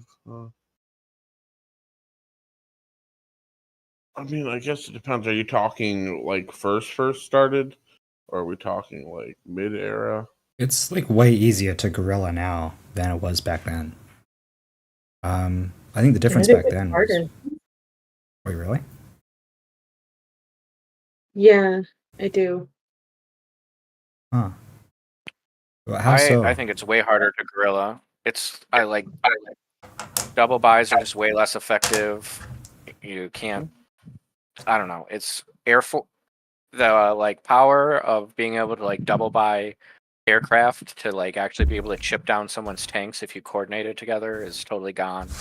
I don't know. It seems harder to lose.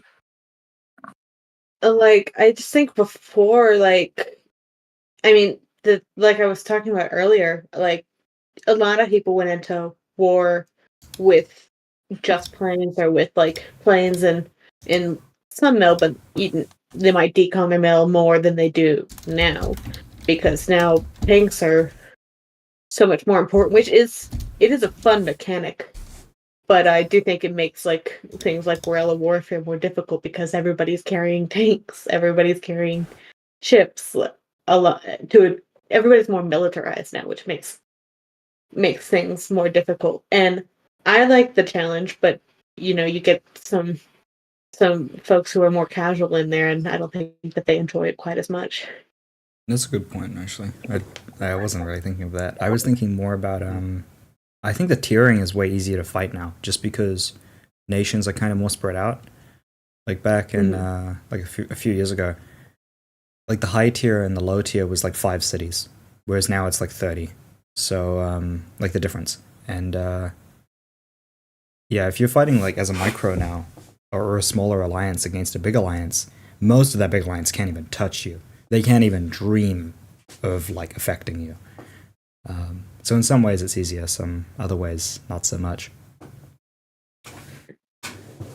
I guess my one question to Zygon would be: are we talking like overall politically or mechanically? Mechanically, I actually prefer the direction we're going. Not all the changes are good, but change overall is, I think, a great thing. It keeps things at least a little different. Politically, wow, this is a mind shell I got to be careful of. Back then, I think there was more discourse. More, I don't want to say fighting, but I guess arguing. There was more political tension publicly. I think that was better for the game overall and pushed engagement. Got people interested. Where today it's, I mean, every war. I mean, it's all numbers. I mean, it always has been about numbers, but people don't hide it anymore. I think. I mean, I agree with that generally. I think I have a kind of a different perspective on the mechanics and the progress of the game than a lot of people, because like I come from a game where the admin like literally just disappeared. He's like not even contactable in Cybernations anymore.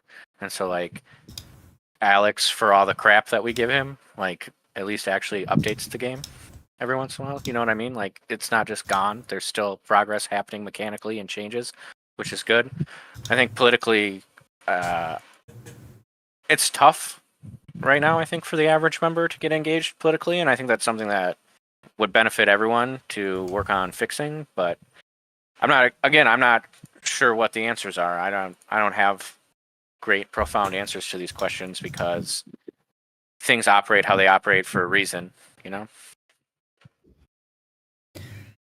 Yeah.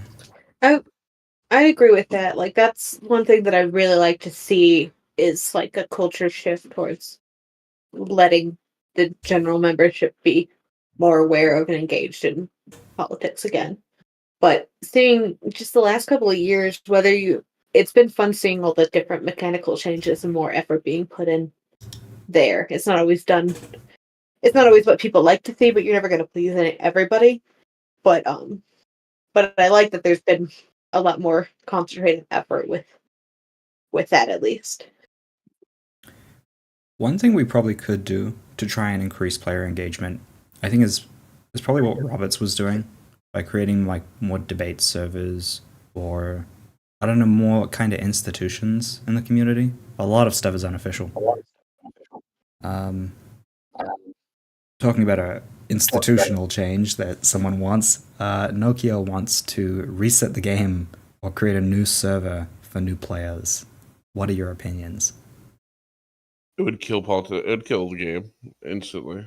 A Probably. reset would kill the game. I wouldn't come back. I don't think. I don't think we're anywhere close to the stage of the game where such a dramatic move would be warranted. Like this is also something they talked about in CN, like resetting the game to benefit new players. But I don't think the lack of new player retention is because of the difficulty of the game. I think that new player retention in a game like this has always been very low. I think that we could use another invasion alliance. Like it's been too long since a forum has invaded our game. So if you know any, like reach out to them and be like, hey, look at this game you could come try to conquer. Because I think it's good for the game to have a big migration of people in. I think advertising smartly on niche, weird political YouTube channels might be the move. Because, like I said, new player retention is going to be low no matter what. That's the nature and the mechanics of games like this. So it's about getting as many people in that you can, as many eyes as you can, so that the ones you do keep, there's more of them. I also agree Alex should pay me. Oh god. And for like the second part of that with like a new where did it go? A new server for newer players, like I don't really like that either, just because like I don't like the separation of it. I think, if you want to keep this game going, you need the new player. It's like that's where all the that's how you keep a game alive, is fresh people, fresh ideas. It's I wouldn't want to separate them out because then that separation just takes away, I think, from a lot of the fun of the game. Okay, having been informed that forums are mostly dead, we need to just start joining random Discord communities and telling them to invade our game, I guess. I don't know. Whatever the modern forum is. Yeah, I think it's all Discords now. Somebody hop into the Israeli political Discord and be like, please come and Zionist us. Oh, well, you say that, but you won't even talk to the Type A guy.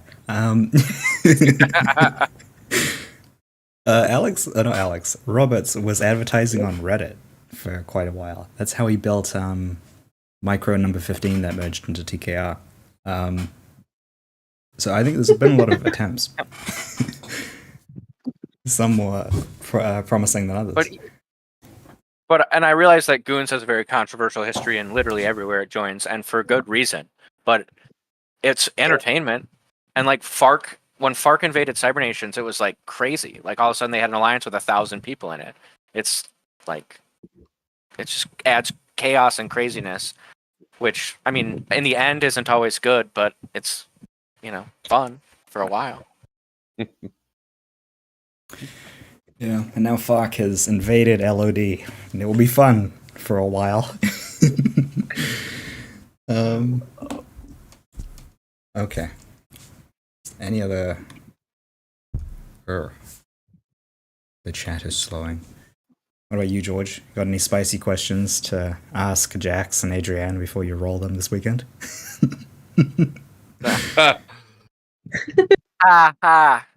Yeah, funny. Our militarization is purely defensive.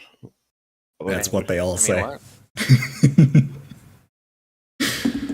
What was it years ago? Just a military op, or no, what's it called? No, just a training. It's something like training op, but we use a different word. A special military operation. No.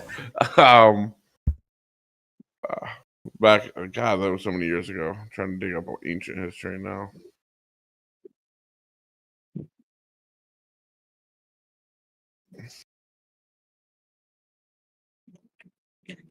That is a terrifying thought, Virgil. He can roll TFP. I'm out. I'm neutral. I've never really been a fan of neutrality. We have lovely chocolate, little Swiss flags. It'll be great.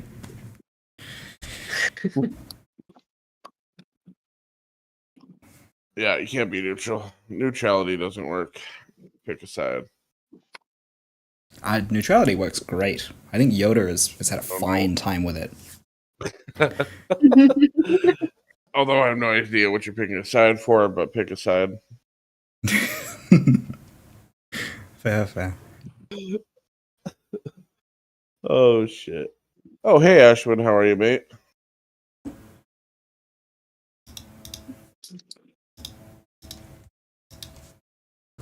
Trying to think of a question, but I missed half it, so I don't want to end up re-asking the same dozen questions.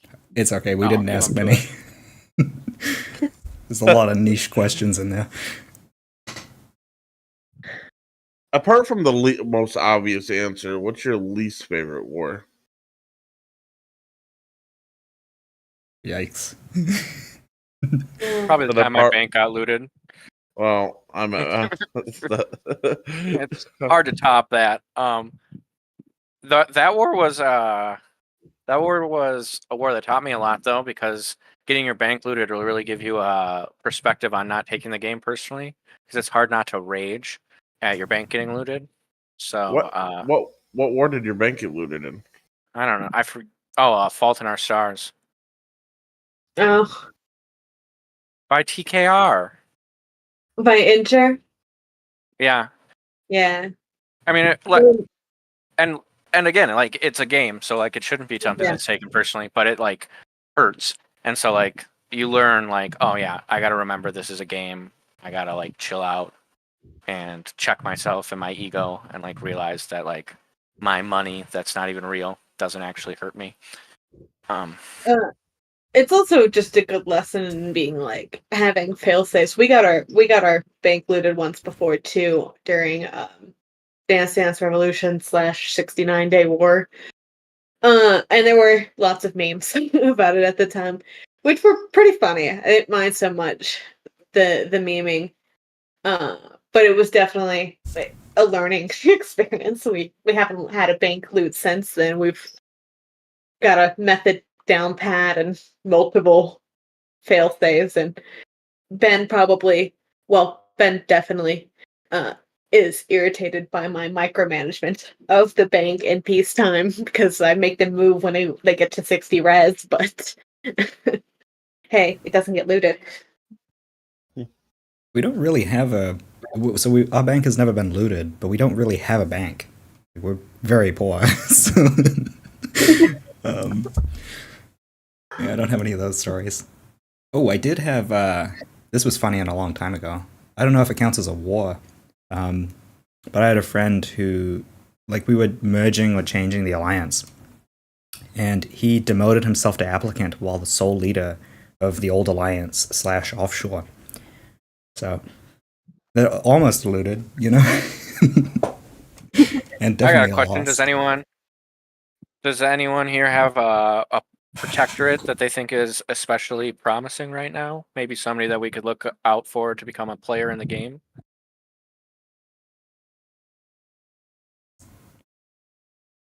That was a good amount of silence right there. Yeah. What's people's opinions on the Apocalypse Knights? I think we've all signed them at this point. Almost. Apocalypse Knights. Yeah. I think they were the Is that ones the that. one Been led by- interesting to see them. I think Rose signed them. And then EVH almost signed That's a- them. Wait, was that the dumpster fire? No, is that It's the the one one- that we yeah, dropped and based then or- VH picked up? Yeah, Based Mac or whatever. One he No, was leading. oh, that one. Yeah. I did not interact with them much, so no comment. Yeah, I spent about a day trying to fix the econ and then gave up. I think EVH. Speaking That's honestly, okay. like ours is still pretty new, which is why I was silent. But our Lego City is they just rethemed, immersion rethemed. I think they have a really fun theme. I'm excited to see kind of where they go with stuff, but they're still relatively new and untested. Who Mhm. runs that? It's Nev and a few others. They have multiple folks here: Nev, Tugger, Wilking, Jackson. That'll be interesting. I haven't seen Tugger Yeah. leading an alliance in quite a while. Has been a bit. Virgil has like the worst questions. Do you have a main Who would you opponent say? in the game right now? An arch nemesis. Everyone should have an arch nemesis, but in real life. If you ask that question in Wait, 2 the- days,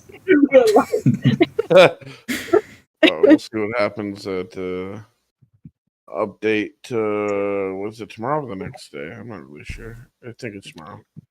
Soon. TM soon. Yeah. Do they just really ask like everybody who doing FA if we hate people that just know? Yeah. Bad question. I mean, to be fair, I'm the IA head, so I don't even know who I'm supposed to hate.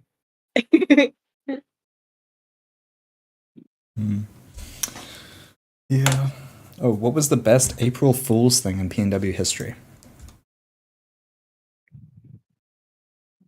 There's Oh. been some fun ones over the years. They have. I just sprung to mind, but the Mad Max one, where Alex I pretended was to have literally about updated to the say game. that. I was like, imagine putting the work in to pretend to update the game. Like, why not just go the whole thing and just update the game? That was so good. Oh, that was funny. For context for new people, Mad Max was a player who ran it was a paywalled news site, so he was doing like lots of things which people hadn't done before, and he posted an image which was made in Photoshop of what the game would look like if it was modernized, and so the menus were different, and it just looked like way cleaner. And Very sleek. yeah, and he posted it to Alex and said, we should do this. Alex didn't confirm nor deny. April 1st rolls around, and he created a page in-game that looked exactly like what Mad Max had made. And so people clicked the page thinking, oh my god, he's fixed it. And then the next day it was gone. Didn't it have like a little message that said to report any bugs, click here? It Yeah. just like would make a bug run across the screen. Damn, that was so amazing. That's a good one. What needs to be done to make raiding more viable again, mechanic-wise? I really have no comment on this. I have no opinion of raiding whatsoever. I actually am not sure, to be honest with you. Our low city people raid. It's gotten less profitable recently, especially since the purge of the small city inactives. But I think that was actually good for the most part.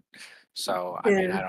I think that raiding is still a viable strategy to get wealth fairly quickly when you're a small nation. So like that's what I'm concerned about. As for large nations that raid, like the large ARG raiders, they seem to be doing all right, generally speaking. So I was gonna sit there and joke around and say, not being so efficient with the new nation deletions because that was definitely pretty lucrative.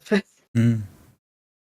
I mean, Yeah, but I it mean- is cleaner, it is better. But yeah, that was very lucrative for new players. yeah, at the height of it, the loots you were making more than City 30s sometimes just raiding. Yeah, Mm.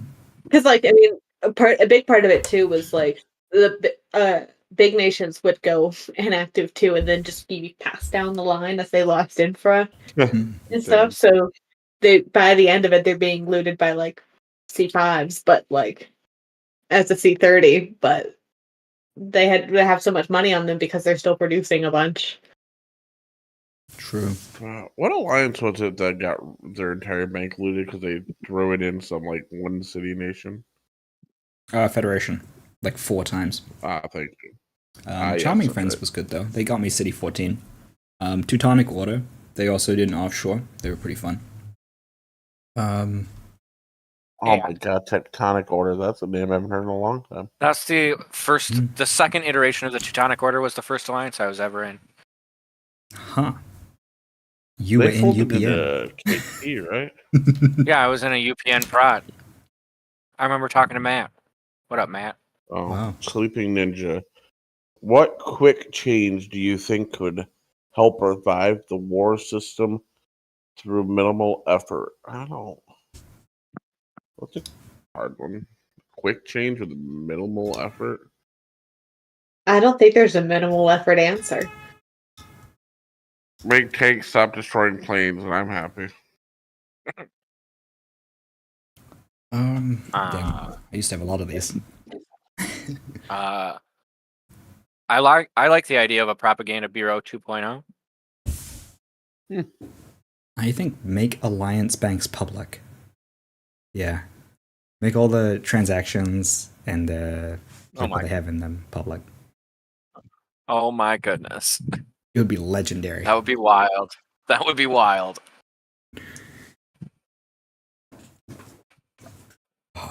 Yeah, all the proxies the EVH paid for.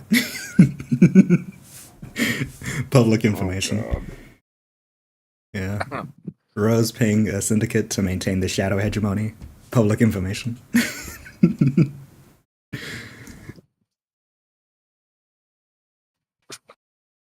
God.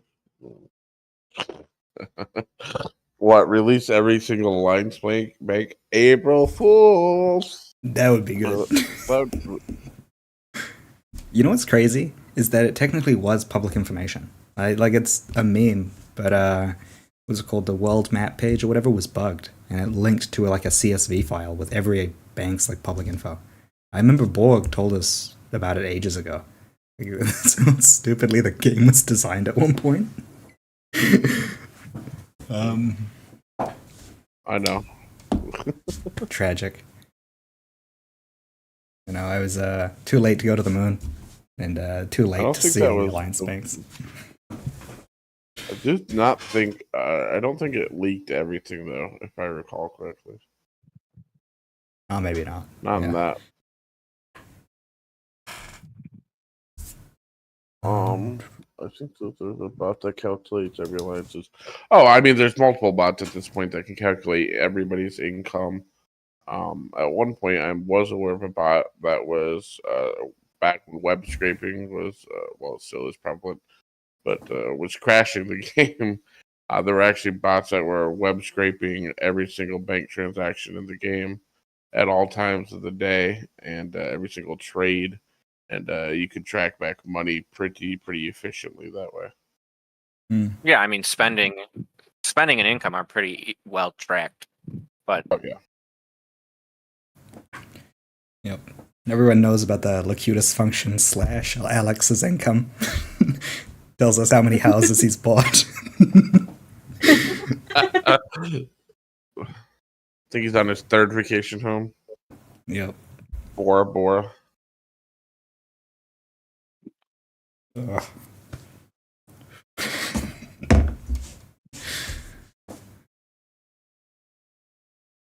I think that's it. I don't think I have any more good questions. I think Virgil's run out of his bad questions. Do any of you guys have any? Virtual.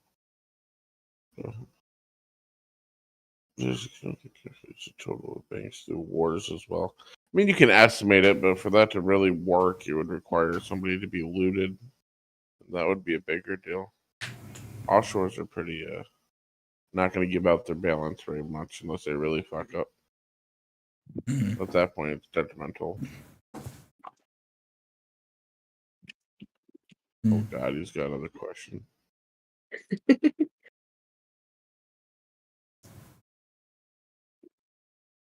When would Can our we bring current back lead- drama? I'd love someone to raise a ruckus. I mean, I agree completely. To be honest, it just has to be the right way. I think we'll say last time to make it easy. Period and Paul basically. What ended up happening was people just took it too far and got too invested in it. But I do agree that a little bit of drama could definitely be a good thing. A little bit.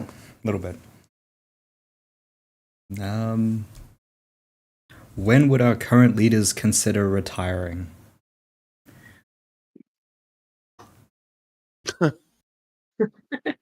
Interesting. I for the record, I actually consider retiring every time I have a child. So far, I've been able to manage it, but the whole thing.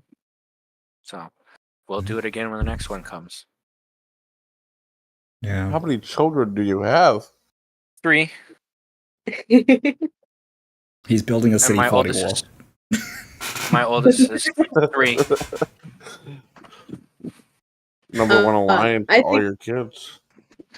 Somebody has to secure the future of PNW. Alex needs houses 20 years from now too. If the game lasts that long.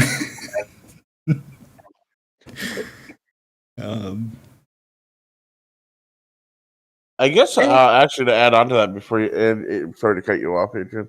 When you're answering, I would like to. I think it'd be curious to know what made you come out of retirement as well.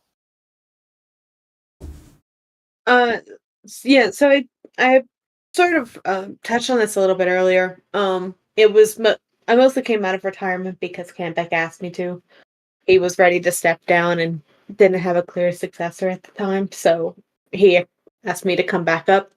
And I'll probably just keep going at this point until we have somebody that is ready to take over and I think would do a good job.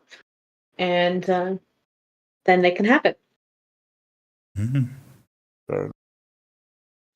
I, for one, love that change. Canbeck was... He will enjoy his vacation, and the glorious reign of Adrian may continue into the future. For all time.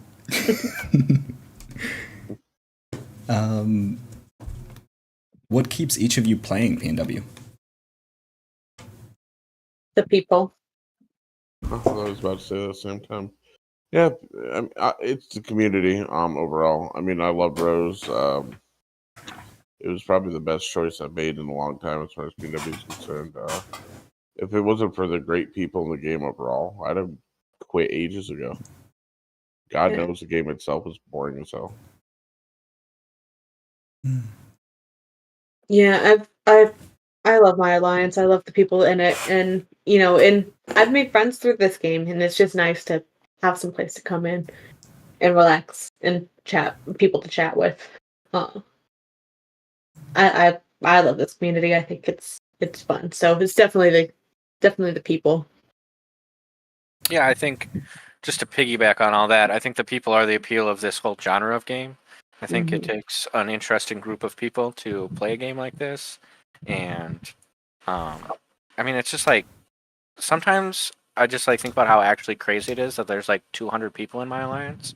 It's like there's literally 200 people. Like that's a lot of people. Like I think a lot of times we think our game is really small, and it is in like many ways a very small, large community. But there's a lot of individual people who put a lot of time and effort into this game, And that time and effort is what makes the game worthwhile, because like George said, the game itself is, it's a spreadsheet and not even a particularly interesting one.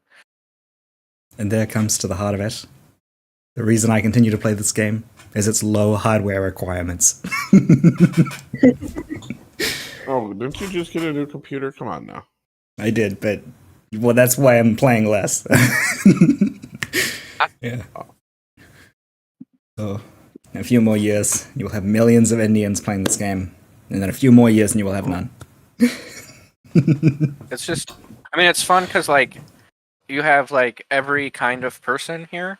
So like if you have a question about like, man, my car's broken down, I just jump on my server and I'm like, hey, who are my car nerds here? And there's always at least one. Mm. Yeah. That's surprising. There's so many people from so many professions, way too many lawyers in leadership. But aside from that, yeah, there's mechanics, there's random people from all around the world, and there's people at the top of skyscrapers. It's a really interesting community.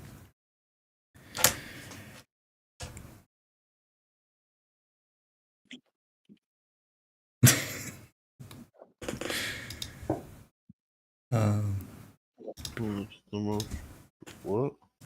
Which alliance has the most trollers in their chats? KT. It used to be KT. It's definitely still KT, I think. You should see the KT EVH embassy. It's something. Yeah, maybe. Eclipse, I think they gave them a run for their money for a bit.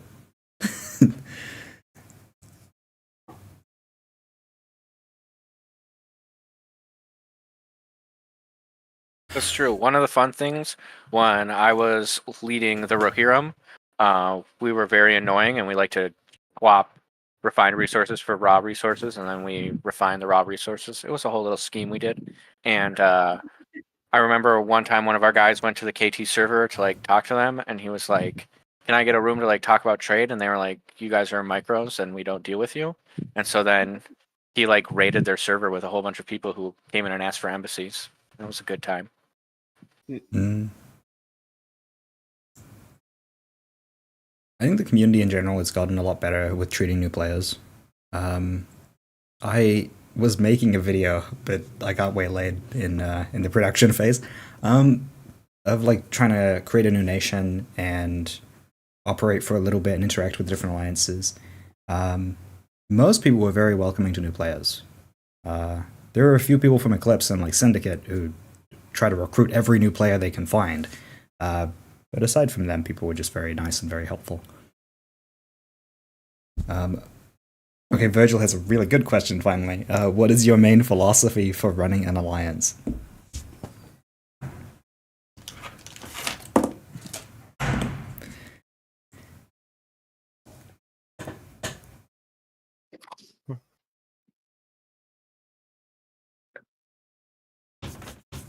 I would say probably just,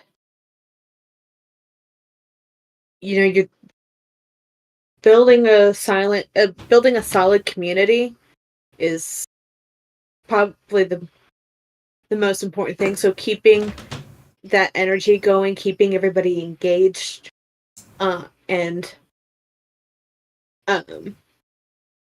communicating well with members is so engagement and communication probably. It's a very good answer. No alliances without it. No. What about you and Jackson George? My main philosophy when running an alliance is, I don't know, this is an interesting question because there's like two ways to take it, and like one of them is like you need to have a community that like is mutually supportive, and then there's like a more mechanical answer to the question, which is like I'm a big pusher of 100 or 100 taxes, centralized economic planning, like growing nations efficiently, and like mandating builds. Like the IA department in EVH is like very on top of auditing builds and like making sure things are very efficient, and like that's the way we play. And so I think those things are important too, but like they're important in the context of like that's how our community has decided to play. Yes, Comrade Jax and his ideology.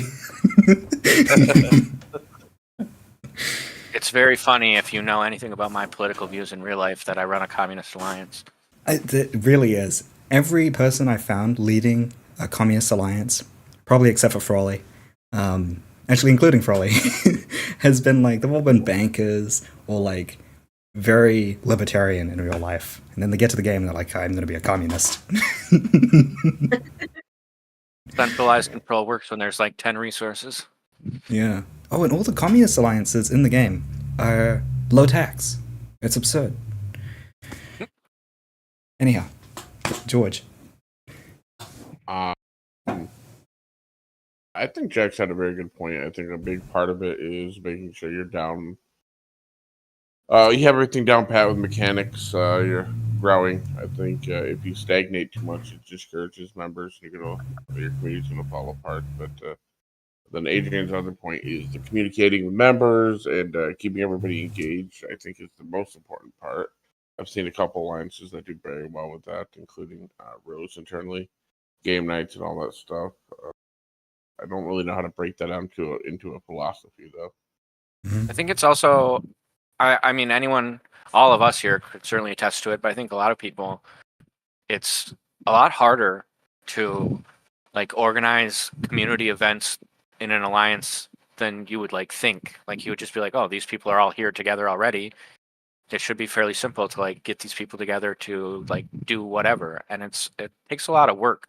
And like culture groups and like alliances with strong cultures like put in a lot of time into that.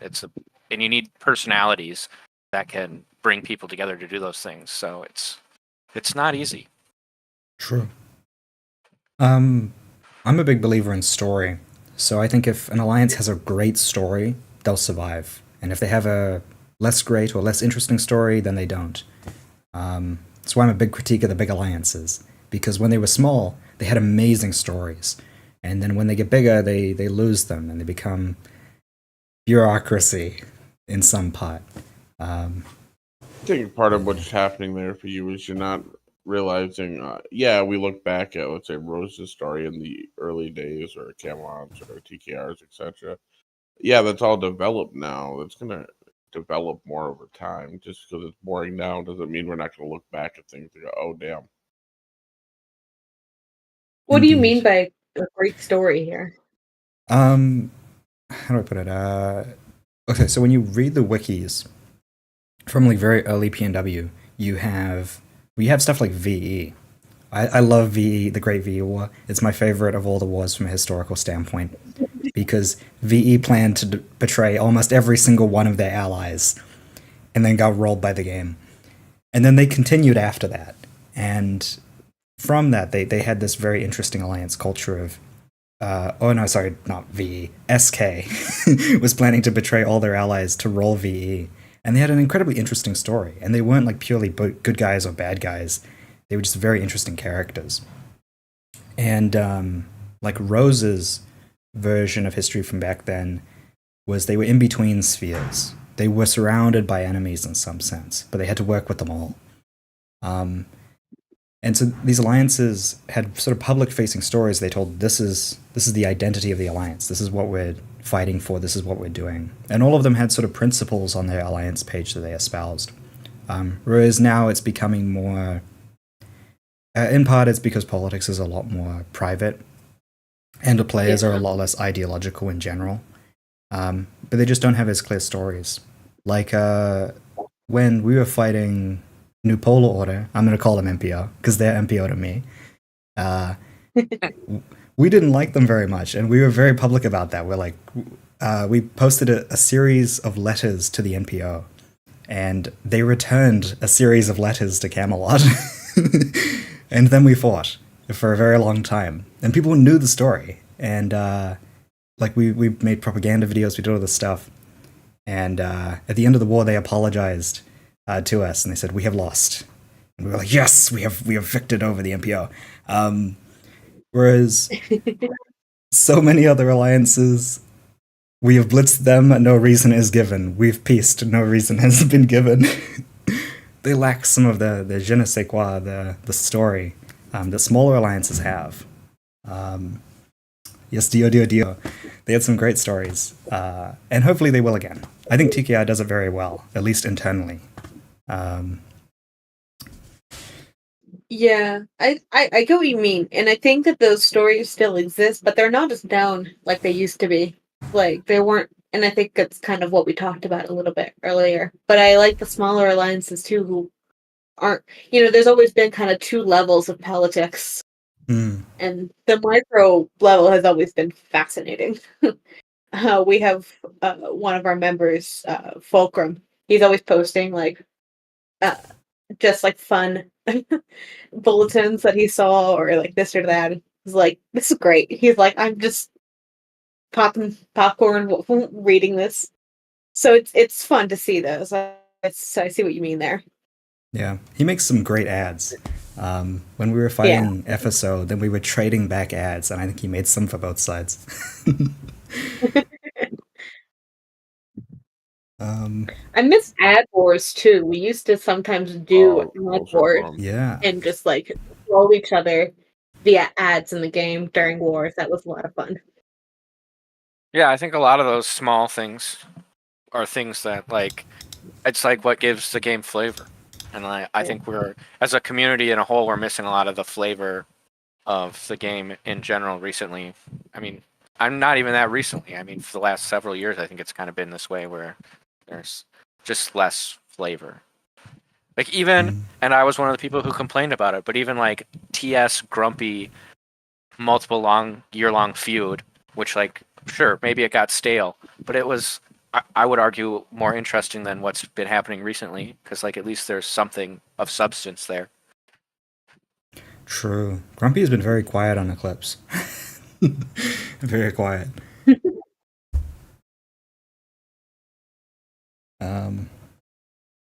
Yeah. What's I don't your know. opinion on nanos? What do we classify as nanos nowadays? I think nanos are. I don't think it's even based on rank anymore, but like city 1 to 10, I think, or 1 to 15. What they're doing now? How many nanos are there? Oh my gosh, there's so many alliances in this game still. It's got to be fun.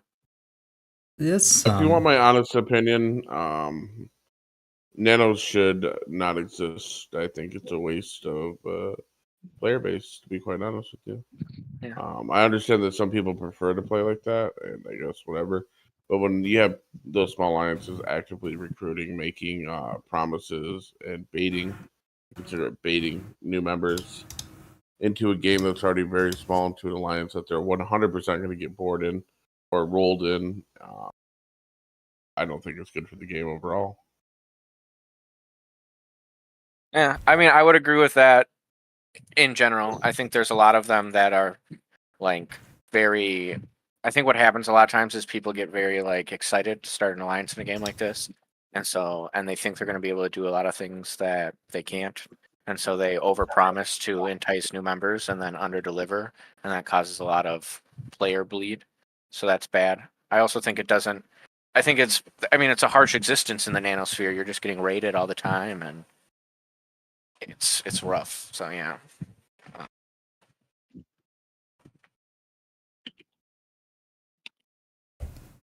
I think if you're not competent enough as a gov to figure out a protectorate situation, that's a bad sign of the longevity of your alliance. Well, I think part of that comes down to people trying to create their alliances too early. I mean, I know in rows we get tons of them still to this day, which surprises me. And if they're not in the top, I'd say 60. I don't even consider the requests. This will be interesting. I got a hot take actually, because Virgil asked, "What's your hot take in BNW?" I got a hot take variant of this. And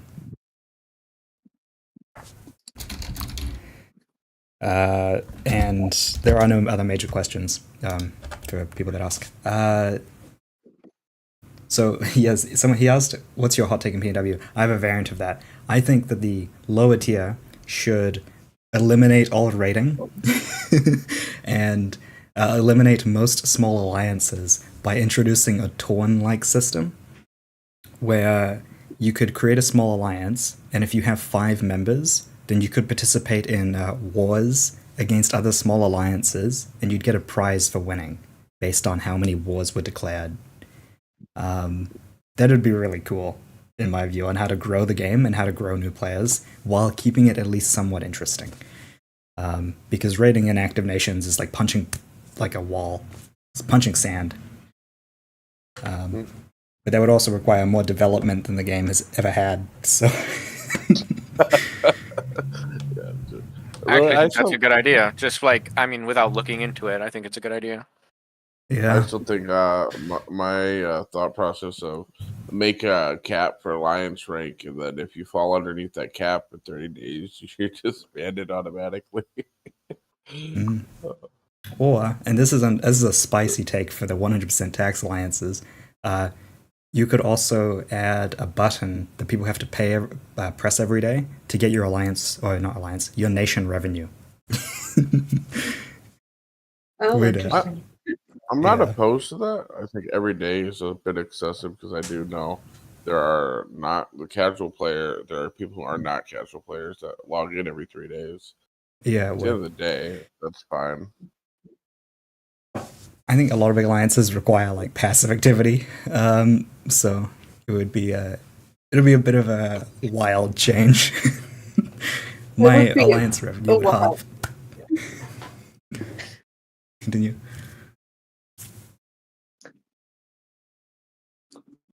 I didn't mean to interrupt. Every turn that would be insane. You'd turn every alliance's revenue at 2% of what it is currently.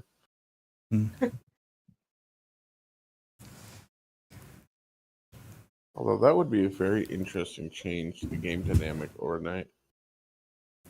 Yeah. It would also change how wars function a little bit, because you wouldn't be able to loot all their production until they press the button. True. Nobody pressed the button until right now. Yeah. That would be kind of fun in a war, or like if you got to choose when you got your income, though, because then you wouldn't get it being like looted all day. If you're on the losing side of a war, you could be like, okay, now I'm going to get it. Now I'm going to buy everything. Let's go. Or you could choose never to press it throughout the whole global, so you have no production. We just programming our bots to DM people when to press the button. That added a system where you can't buy units for 1 hour after pushing the button. It would be an interesting development cycle. Actually, I think that'd be funny more than anything. Yeah. Oh, we need the happy old lovely people to mirror grumpy.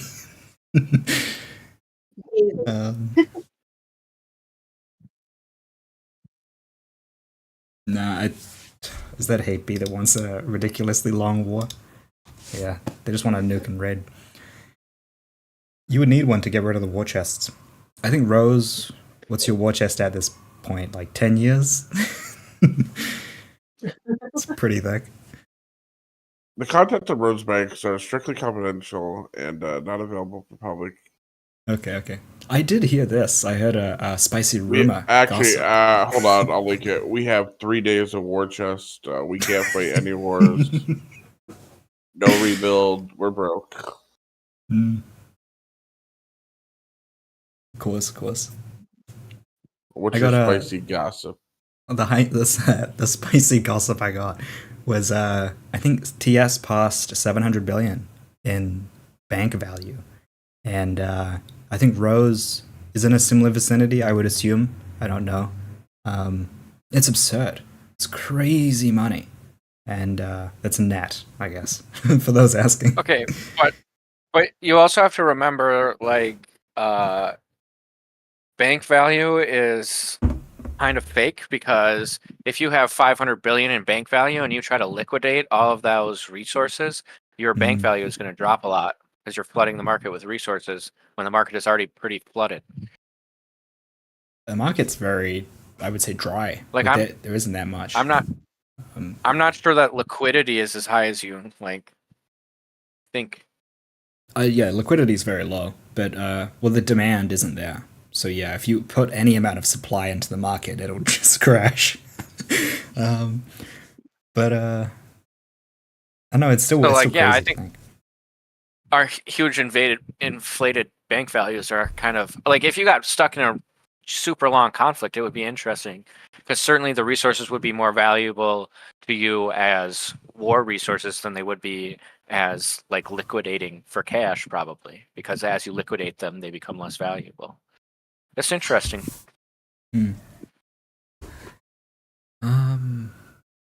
What would be needed to convince major alliances to post declarations of war and the like in game? I mean, it really just depends. I know we don't do them often, if we do them at all. Mainly, we don't see a point in it.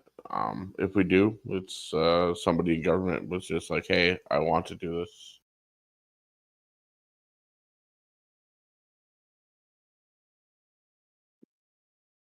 I probably I was mean, just I someone God. asking.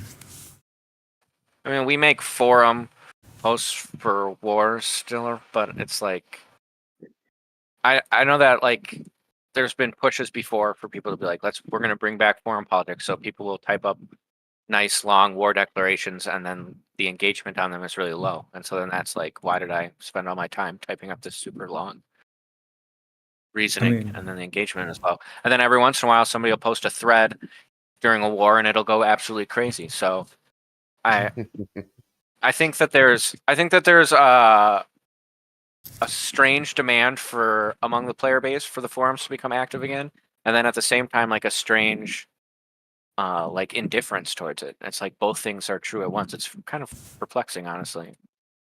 I If think you what kept it engaging before was people, debating on them, and now people don't do that as much. You see every now and again, but not to the same degree as it was then. But I think he's asking about in game, like the bulletins in game. Oh, bulletins in Um, game.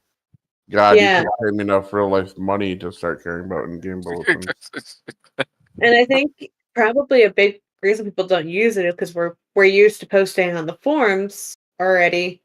Um, and so if it had like a similar interface and the forums didn't, I don't want to say that because I don't want the forums not to exist. But if I think But people don't want to post in both. And it's just not as common to use them yet, and I think it would be hard to switch I over. We can't. started trying to post some bulletins in game, but we don't do it very often. I you don't could make it envision it a wouldn't be too difficult for like a programmer to just make a script to turn alliance posts into bulletins automatically. Or just to cross post. yeah. Yeah, just click a little check mark, post as bulletin. That would be cool. Like even if you had to do it manually, like it's not that hard to just copy into both. You could post on both if you wanted to. There's you could make it a community rule. That would probably be the easiest way to do it. You just mandate that a lot of people do it on both, and then you'd actually have some alliances posting DOWs. Or that would do the opposite effect and people would stop posting at all. Well, no, because if you made a rule that said if a top alliance declares more than X number of wars, they have to make a post, then you would just yeah.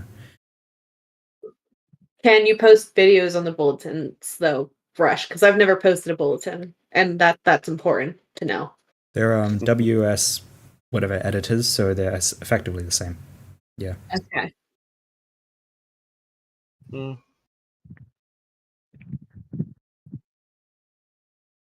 The font on the bulletins though was atrocious. Whoever designed that needs to be fired. It's not even Arial; it's something weird.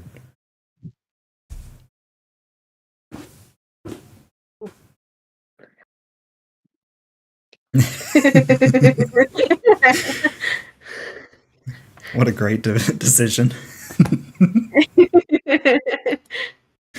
You can pick your font though. I'm looking at it now. Like you can pick Arial, you can pick Georgia, you can pick Times.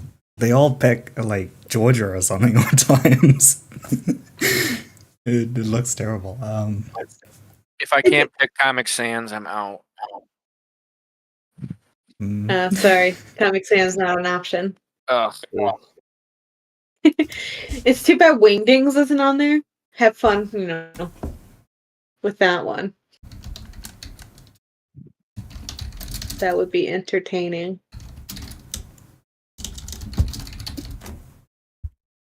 Probably a big part of it comes down to the fact, like I brought up earlier, I don't think there's much politics behind anything anymore. Not even the attempt at it. I think it's all really, I mean, I know behind the scenes it's like 99.9% numbers based. So Yeah, I agree. I think it's until regrettable. there's a shift in the overall meta of maybe actually holding grudges not forever, but short period of time, or publicly bringing them up, getting members involved or something, it's just not going to change. Yeah, I mean, it's interesting because I think that was also when you have your members involved, it makes. I feel like grudge is the wrong word because it has such a negative connotation. But like when your members are involved in the politics, like they start questioning you when you're swapping allies all the time because they're like, wait a minute, I don't like these people. Like, why are we allied to these people?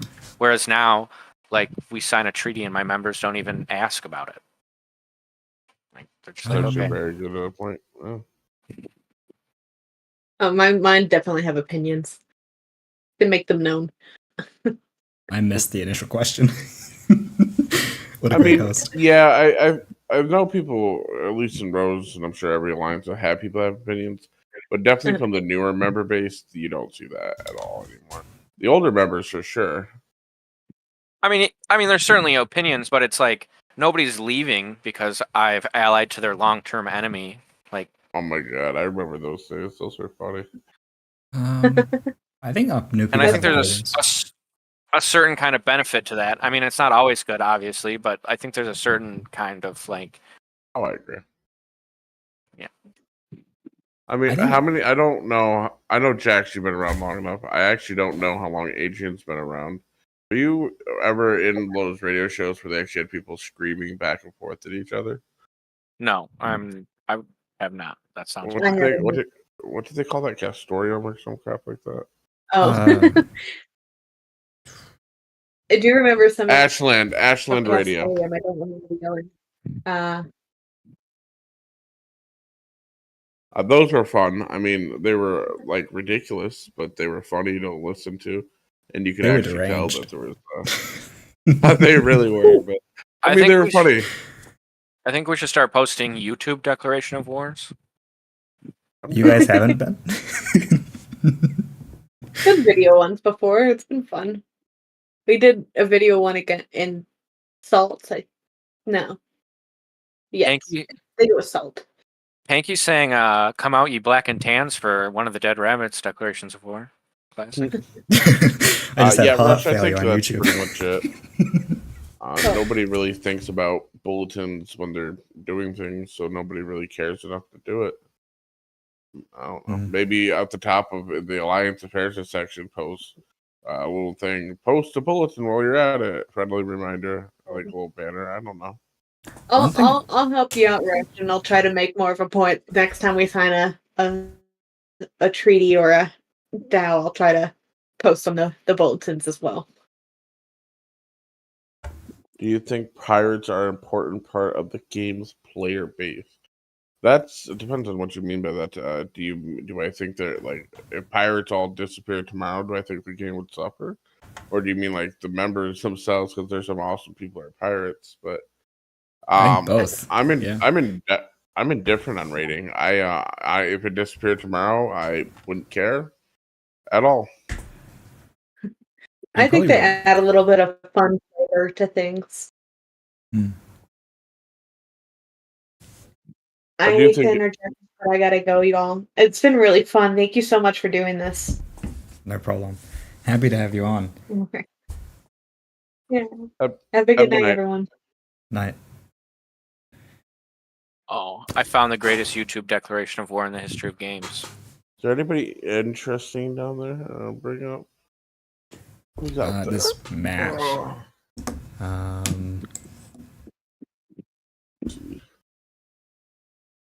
Let's see.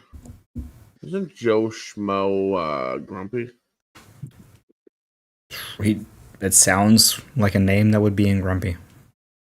Oh, you're TK. Oh, you know what? Yeah, I remember that name. Are you sure, TK? Yeah, maybe TK. This is one or the other, so I'll take his word for it.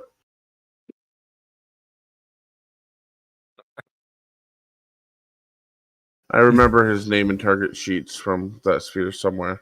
There's Grave down there. Years ago, obviously, I'm talking. Grave had some very Grave? spicy opinions on the TI EVH situation. Do you want to elaborate on how EVH is the new NPO?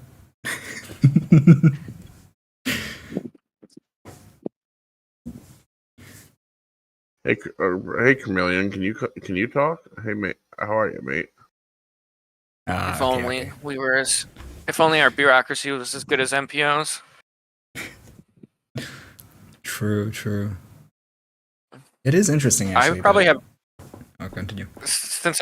Since I joined at the very end of MPOs last time and don't have the context of them being, the big baddies, I have a different opinion on them. I was on the opposite side of them basically my entire Cyber Agents career, but there's really no better enemy. They're so good. They're so good at these games. MPO is an interesting alliance. I mean, being allied to them for what it was like 3 years of my game time. They're awesome. I mean, everything I'm saying is going to be like excluding Npult. The way Npult went down was horrendous, but probably before that, they're a solid group of allies to have. Always look out for you. Rock. Oh yeah, Rock. Rock and LOD are great guys. I mean, 100%. Like I said, Npult is regrettable, and it's interesting because I'm not sure that they would even admit that they made a mistake because that's just that's also kind of who they are. But they're just incredibly effective at these kind of games, so they're fun to come up against when they're not cheating. I think MPO was in the PNW context. They were a lion of their time. When they were around, they were strong. But if you compare them to any modern alliance, even like a Nanos, they're just not competitive anymore. I need to find it. There was somebody made a graph about a month or two ago, and it basically took MPO at their growth back then and projected where they'd be today. Yeah. And let's just say that was a very scary thing. City 40, City 50. But the problem was they were planning to stop at City 25, so they would have never hit that, probably. That's I was gonna tell you the other day when you were talking about that. That's just outwardly false. I don't think they so. Were not stop. I think they probably. I mean, direct talks internally. I can tell you that they were going to continue. Maybe they were going to hold and make money first, but yeah, they'd be up there today. Eventually, I think they would be at City 40 in 2027. Right? They were going to sit there for a long time. They'd be there. I think they'd be at least City upper 30s, if not 40 by now. They'd be in the 40s. They would have realized the meta changed and changed how they play. They're I said, you can say a lot of negative things about MPO, and lots of people have, and lots of those things are true. But they are exceptionally competent at games like this. Well, that's it. Actually, MPO actually altered the meta of the game because before MPO's strategies, I guess, proved super effective, people were going to address the lower, the catch-up mechanics. But then when MPO became absurd, then Alex and a lot of people realized that the catch-up mechanics would just make them win. So catch-up mechanics couldn't be introduced for that reason. It was only after they deleted that stuff like urban planning and advanced urban plannings and stuff could be introduced to the game. That's an interesting take. I would actually like to hear from Alex because I feel like he just wasn't developing much at all during that time period. So there was the idea of it being just because MPO left, I find it improbable. I guess it's possible, but I think it's Well, improbable. if you look back, it wasn't just MPO; it was all of IQ was in that sort of tiering. So if you gave IQ advanced urban planning, metropolitan planning, it's like City 21, City 16, City urban planning at City 11, Oh, you would God. have had super NPO, right? Because they would have been able to tier people instantly to like City 10 and then push them up real fast at half the city cost. It would have been game ending. The only reason we got I mean, yeah. yeah, I mean, I see your point, but I think you're overplaying Alex's mind process there, or thought No, process. I think because there were other catch-up mechanics before urban plannings which they considered. Do you remember Sketchy proposed that cities would get cheaper based on how many nations were in that city count? So if you had like 100 nations at City 30, City 31 would be slightly cheaper. And I mean, I remember that mechanic. Yeah. Yeah, but he couldn't introduce things like that because MPO had 100 nations at City 17 or whatever at the time. And basically every new city they bought would be free. I mean, sounds like a skill issue for everyone else. I mean, yeah. like yeah, I said, it's there's- totally reasonable to begrudge them for Mpolt, and especially to begrudge them for the cheating scandal, which is like something that you shouldn't do. But it's hard to begrudge them as not competent. They were like, I mean, they're a force unto themselves, even still in whatever game they play. Mm. Damn, Go if talk only to a we had Torn player right Adrian. now. Adrian would have had some spicy opinions on Jax's view of MPO, I am sure. I mean, I obviously don't know for sure, but I doubt Adrian would say they're not competent. It's Hmm. There are a lot of things, but not competent is not one of them. It's an interesting idea that Yeah. like it's only after an alliance disbands that people's real opinions on them can take form. I mean, as a teenager playing Cybernations, I had a burning hatred for MPO. Oh, those were good old days. Let's go back to that. Oh, those were the best times. It was good times, I- like sneaking down onto the family computer because family computers were a thing. Oh for- my to be on for god! update at yeah. midnight. Or using a goddamn. I don't know if you ever had to use those stupid proxy websites that they used to have. Oh yeah, so you could play at school. Classic. The ones that made the whole website look like crap and you couldn't click half the buttons. Oh. I actually do remember dial-up. We didn't have it for very long though. No, We were quick adopters of DSL. Same. I had dial up, and then as soon as the DSL came out, we had it. But then every time the phone fucking rang. DSL speed was so mind-blowing, and by today's standards, it's so slow. It's crazy to think about. Meanwhile, I'm like, are these both versions of Wi-Fi? Nah. I remember having to plug your first laptop into the wall because you couldn't have internet unless it was plugged into the wall. Yeah. Mhm. Wi-Fi not even existing. LAN parties. Never forget what they took. LAN parties, yeah. Never forget what they took from us. Those are fucking fun. The elites don't want you to know this, but you can just get your guys together and have a LAN party. No one will stop you. Yeah, true, kind of. What am I thinking? Oh, this is interesting. So I don't know if you guys were around for this during the Nation Sim community. Maybe not. But a lot of like early negotiations and stuff happened over Skype, which is one of the weirder branches of PNW history. Well, it's not just PNW history. A lot of it that dates back to CN too. So basically, IRC was your main. Well, IRC informed your main points, but anything like at least for the alliances I was in, most of the government were in like Skype groups. We used MSN for our like yeah. Oh my MSN god. Messenger. Did you ever Jesus. have those? Did you get the bot back when people messaged you and you're offline? It sent you an SMS. No, I never had that bot, but I knew about it. Oh And my like god! IRC had some wild like bots where you could like slap people with trouts and stuff. Yeah, Do we still slap people with trouts on Discord? We should bring that back. that was fucking good. Probably because I was a kid, but that was amusing to me back then. Oh, I mean, IRC was really. I actually preferred it. At least back then, you couldn't get consistently pinged for 10 hours a day. It's true. We Although, used to like you turn off said, I knew people notifications. who were getting texts all the time, just like, oh, You can tell who has a problem with this game by the people that have notifications on and those that don't. I have too many notifications come through every day. yeah, I just get off work and there's like a 50. I'm like, I don't. I leave them off.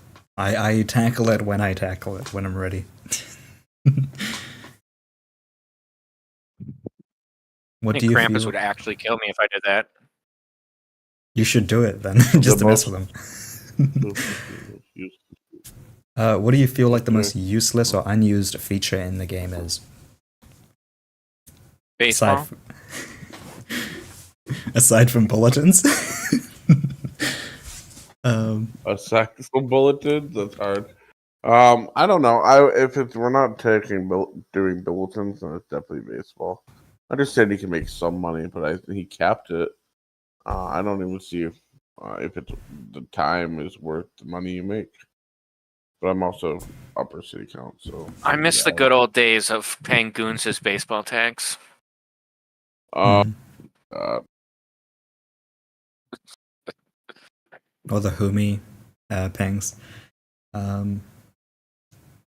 would never say let's get rid of baseball, Lucky, but I'm just saying I don't care about it. I don't think it has any difference on the game whatsoever.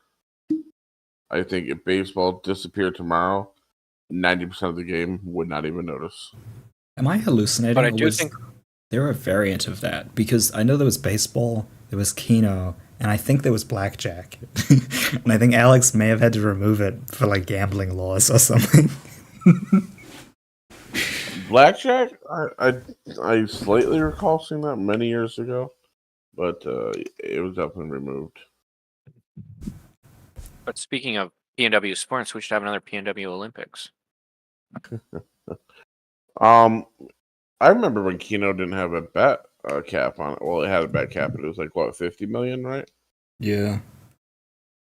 And then TKR figured out how to crack it, and then Seven Kingdoms won 20 billion. And then what's his name? NPO complained.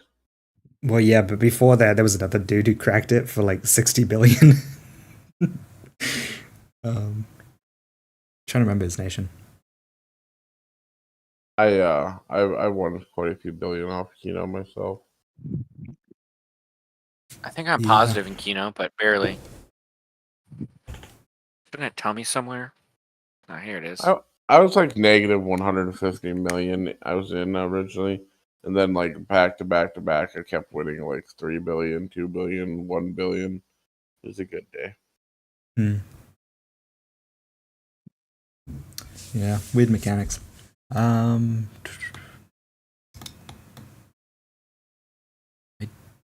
don't think there are any other big questions or ones that I missed.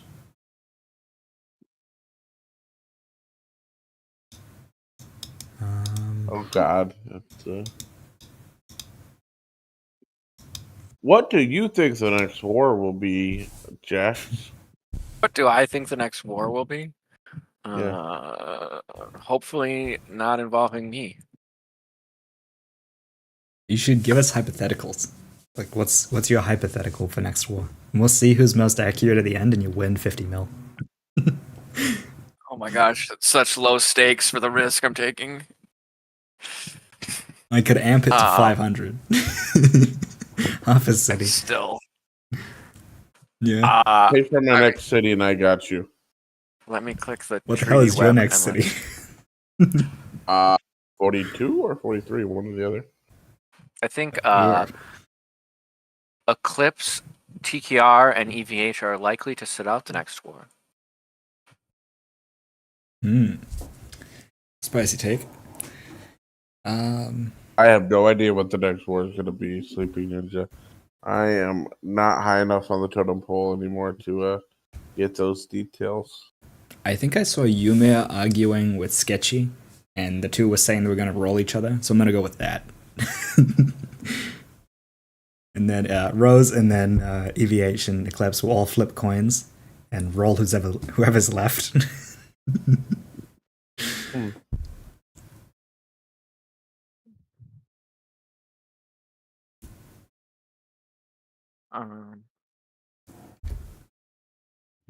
Man, this treaty web is pretty wild, actually. It is. Yeah. Kind of fun. It's a fever dream. It's really fun if you pull alliances like onto the opposite side of it. Just like really. Oh, if you Soup it want up.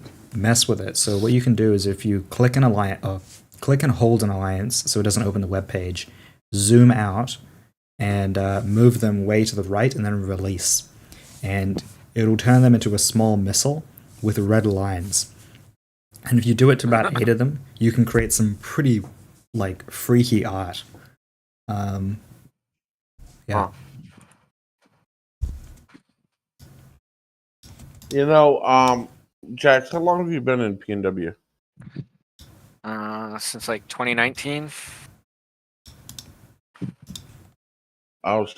So you really weren't around enough for the bipolarity to determine if you preferred the bipolarity or the multipolarity. No, yeah, I'm a noob. You know, people just like me, I guess. Hmm. I played CN for a long, long time before coming over. I think I'm the Oh. last. I think I'm the last immigrant. Nice. There's still people that move over every once in a while, believe it or More not. like refugees. Yeah. There's some very Oh, high on skill Nokia's immigrants. point, though. I know he's not here anymore. If Alex were to do anything with the game as far as resets or other servers go, TE would be the way to go. Yeah. I'd be down for a TE. A tournament wouldn't play edition could be fun. That would be cool, yeah. Especially in And, like- peacetime between wars. And in CN, there's the added incentive of like the people who do certain things in TE get regular Right. game rewards. So like it's fun. I mean, Are It's they kind- not giving out the like free merch for winners anymore? I don't know. I know you get in-game bonuses. I haven't. I jumped back into CN like 3 months ago. I think I made it 4 days before I was like, why? Time to just put that game out of its misery. The last time I checked, the active players was like ridiculously low. Well, and literally the admin hasn't posted anything in like a decade. Like- Mhm. Nobody even knows if he still exists. If I remember correctly, there was a change log that happened a couple years ago. Last seen 5 years ago. Yeah. It's crazy. And yet their forum is just still popping off. Well, they had a global recently, didn't they? I think aren't they having one right now? Wow, Yeah. they are more Or did it active just than end? us. Did it just end? I don't know. I think there was a period where I they were actually- actually more active than us, which was crazy. I mean, you got that. Most of everybody in CN grew up and like developed around the forums, so they're not That's going to true. change their habits. Where here we were forced to change our habits for the what do they call them?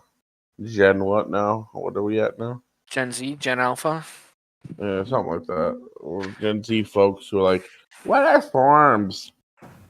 Plus, like, CN is only tryhards now. There's no one else left. Oh, I mean, exactly. No, your casual player base is gone. Yeah, All up and vanished. it's Mhm. wild. I don't know. I'd still consider us a casual alliance. We're a casual player. I I guess I'm it really not, but, depends yeah. on your definition of casual. I think a lot of our people are just around for the story, or they're here. I don't know. Just we're very game oriented. We aren't like a community like you guys are, I guess. Um, like Rose is a Facebook group, I would argue, like not like an alliance. Whereas we're still very much an alliance and not anything more. We exist in a few different games from time to time. We should just invade Rust. Politics and yes. war as a community should invade Rust. Or I think Ashes of I feel like Creation or we'd be something. one of the most Is a new toxic thing. Rust servers to ever be created. Just invade Eve, destroy everyone's boats, and quit. You know, I would do that, but then I'd actually have to put up with goons again in my lifetime. They would be allies, I think, in that scenario. Like, but I'm gonna go Yeah, if create we did chaos. that would be like.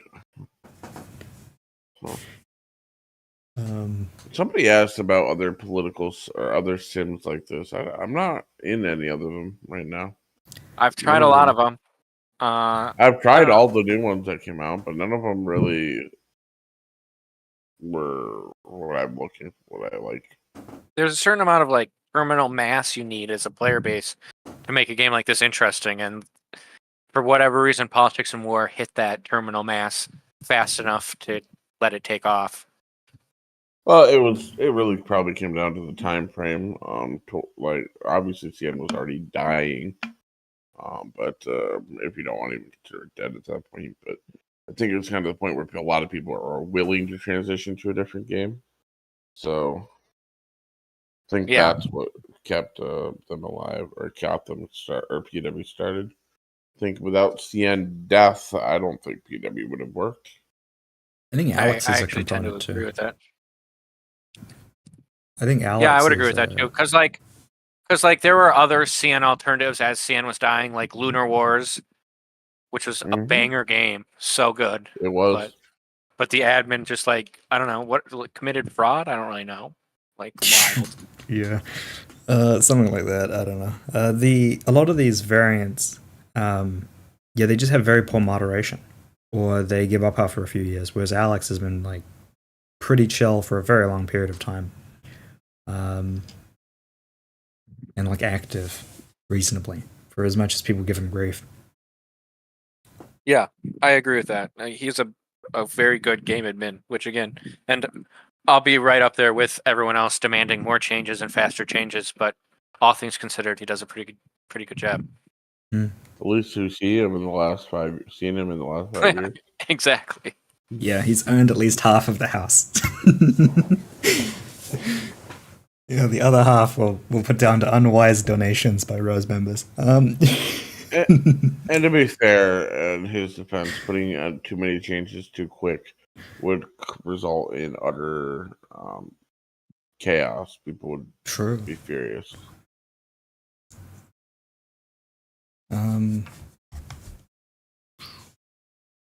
The chat has dwindled to the remaining 22. Even like Nation States 2 failed to do what PNW did. And Nation States 2 came around right around the death of CN. Did Nation States 2 have conflict? I know I signed up for it. I just don't remember anything about it. I'm pretty sure it had conflict, but it was just like very poorly executed. Huh. I mean, in technicality, Nation States has conflict, if you can call it that, but True, there is a lot of communists and Nazis raiding each other's regions. Oh yeah, I mean that. I was in NPO and NS, so they had like a dedicated person or group of people that did or set those up. Yeah, I played NS for a while. I still have an NS Nation just because it's so big. So every once in a while I revive it just to look at how many people it is. Oh, I still have mine. I actively log in like once a week. I have one. I don't do one. anything. I've tried to play it. It's such a bad game. It's the same with Cyber Nations. Well, it's a different type of. Okay, so years ago when I CN played, had like a modern interface, I would try it. But yeah, Somebody should buy it, make it good. I For know. the small price of I've $1 million. always considered that. Like, I always considered what would they need to do to make CN like work if they reset the game. I think it probably wouldn't take too awful much. Definitely would need to go centralized banking would need to be an option. I think you could make 3 changes and then CN would overtake PNW within like a year. Purely because of the nostalgia. And Yeah, you could bring a lot of people back, I think, if the game was good. all you would really need to do A is you would lot. modernize the UI. You would allow bank transfers and stuff. And I don't know, create some community events and reset. And then CN would probably overtake. The issue is if you reset it, the people who are there now would be real mad. Well, yeah, but you could give them some token. But good you thing can have that an award on your page, a founding member. Yeah, but the CN sucks and it's inactive, so that'll never happen. And all glory to PNW, 10th anniversary, not to another 10. Jax, you were obviously around CN when we had like 1,000-player alliances, right? Yeah, oh yeah. Oh, those were the best time. That was the best time period. I remember I like wish. just craziness in IRC servers. Like chaos that's like makes the like most busy night on Ron look very tame. There haven't been many busy nights in quite a while. Like Great War 3, when like Legion got blitzed, I was in Legion's server and the activity in Legion's server was just wild. It was just like there was so many people. God.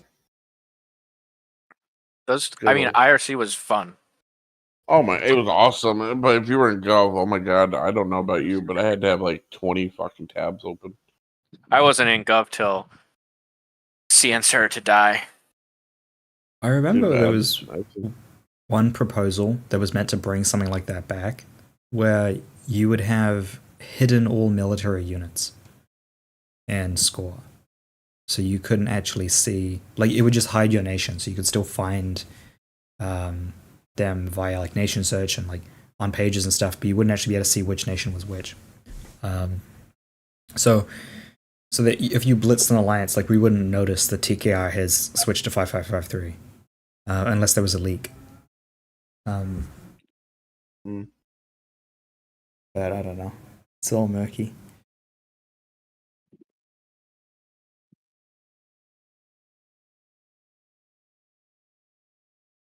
All I'm saying is like you just gotta find the weird YouTubers who stream Hearts of Iron 4 and other Paradox games and start advertising.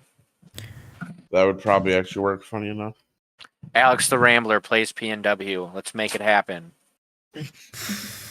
Yeah, we do not want Holy 4 players. All right. Anyway, I'm going to head off. I'm going to get ready to go to bed and go to bed.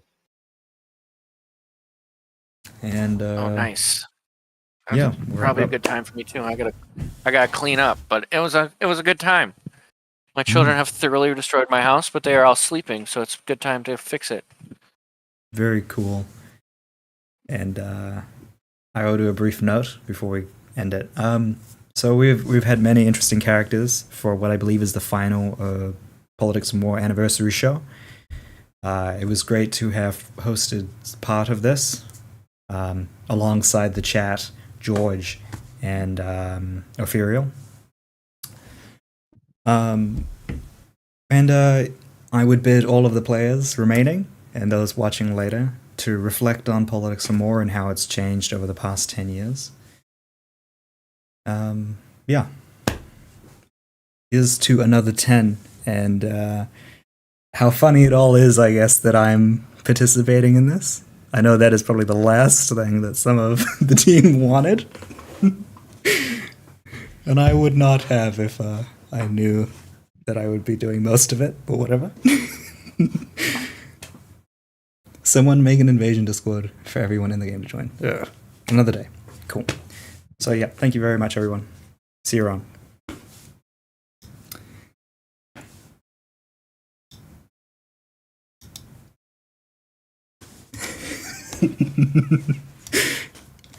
Yeah, we don't have that. That's really funny.